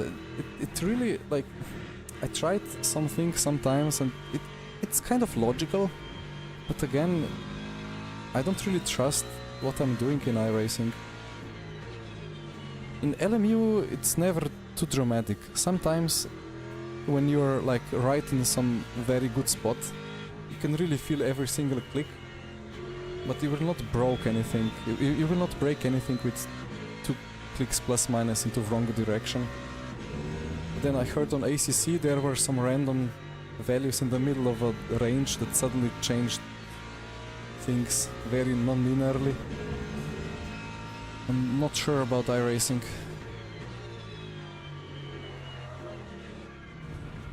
I love this balance. I mean, I need to learn how to drive better, and the setup could be fixed or adjusted.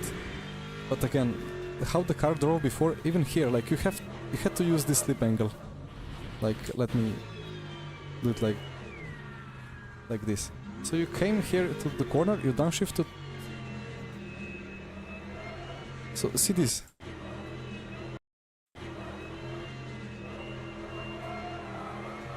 Like slip like this. You initiated it, the rear is kind of rotating around the front a bit and then going very smoothly into the corner, still on the apex. And now if you do that, it will not stop. And if I consult Motech about it,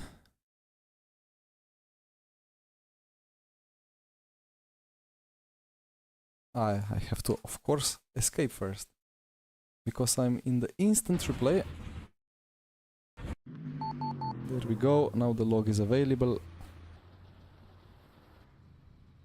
We go into tires, we zoom in. Yeah, like, you kind of go in, start loading the front, and then you see trying to catch the front with opening up the steering, which results in a bit less front slip angle, but the rear is already decided that it's dying. It will not go any further on the rotation. And then the rear tires peaked here at 230. I don't know if that's... Does the surface go to 230? 253 even here. Wait, 253. Maybe that's a bit over-exaggerated? I don't know. Yeah, about the lap times, yes, I cannot really answer about that. Would have to do many more laps. But tomorrow I will stream. We will do the LMGT3 Fixed Championship and some dailies. Maybe if there is some special event, I'm gonna check the schedule later. And we will see. We will see the lap times, we will see everything. Well, great, Kael. I'm happy to hype people up for these tires. Like, I mean, probably in the end it will turn out that they still have some issues, but I mean, you can always work on that. And I think even if there are some issues remaining, it's now at least in much more realistic spot.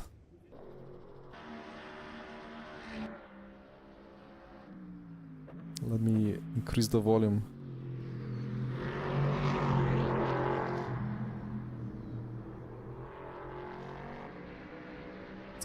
It's quite silent from outside, but anyway. Oof, what can I say? Yeah, I am enjoying this. It's a good experience. And good things should and will happen from it. Royale, it will be tomorrow available in the GT3s. Not available, it will be forced upon GT3s.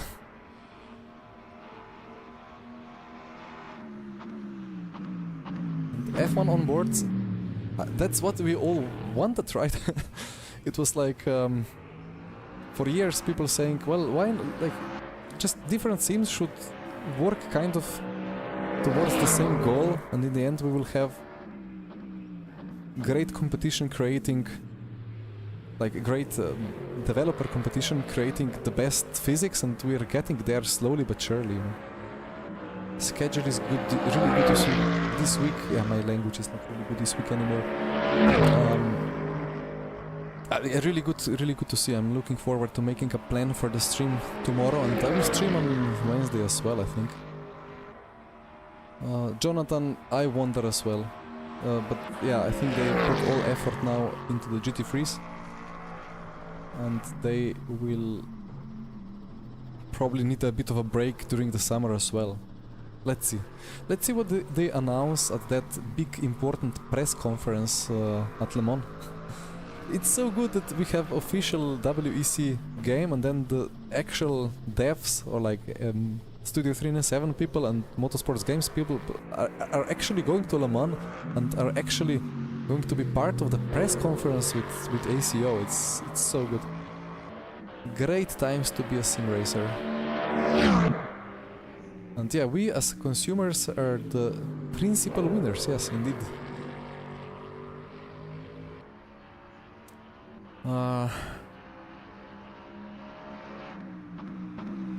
I'm thinking of something to say, but I'm not sure if I'm able to say. Because like I'm part of the alpha test group, and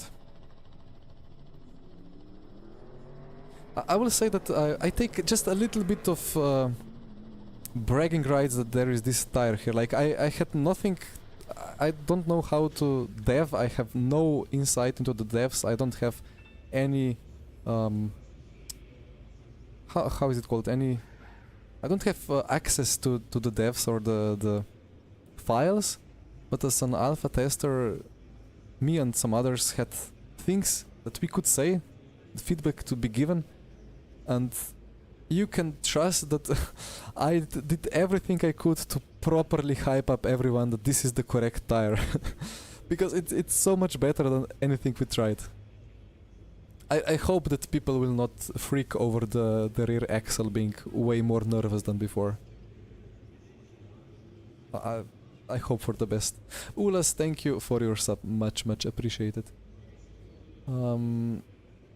Simbego, maybe to make it quick again, as we watch further Mustang going around. So basically, front is a bit less dead, you get a bit more feeling from the front.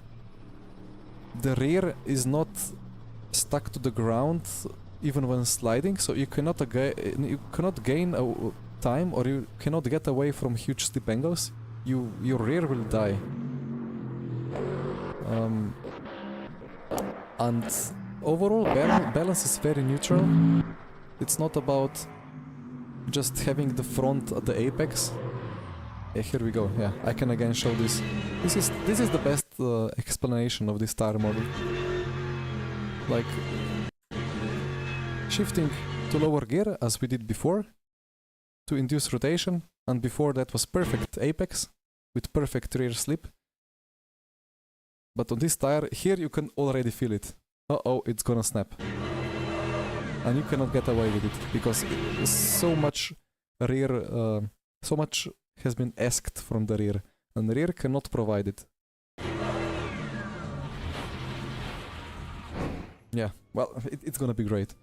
Guys, in half an hour I think Michi is streaming. Feel free to harass him to try to drift the car, because if there is anybody who can make the car drift and go fast with it at the same time, it's gonna be Michi.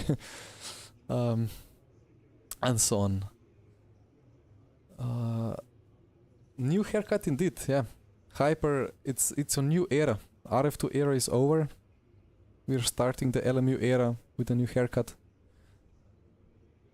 Yeah, Simbago, it's not necessarily like that, because at the same time the slip angles are more contained, and like you can scroll back when I was driving the Porsche. The Porsche is really good to drive.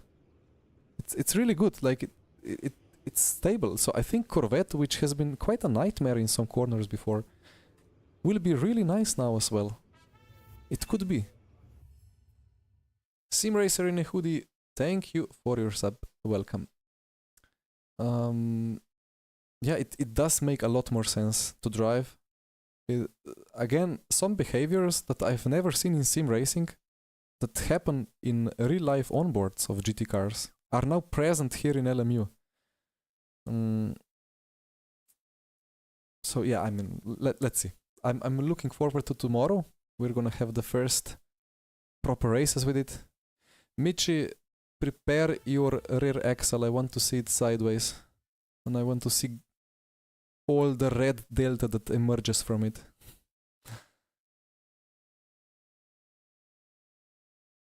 Yeah, and I know. I mean, I hope I haven't got over the limit when I was talking about these new tires during my prior streams.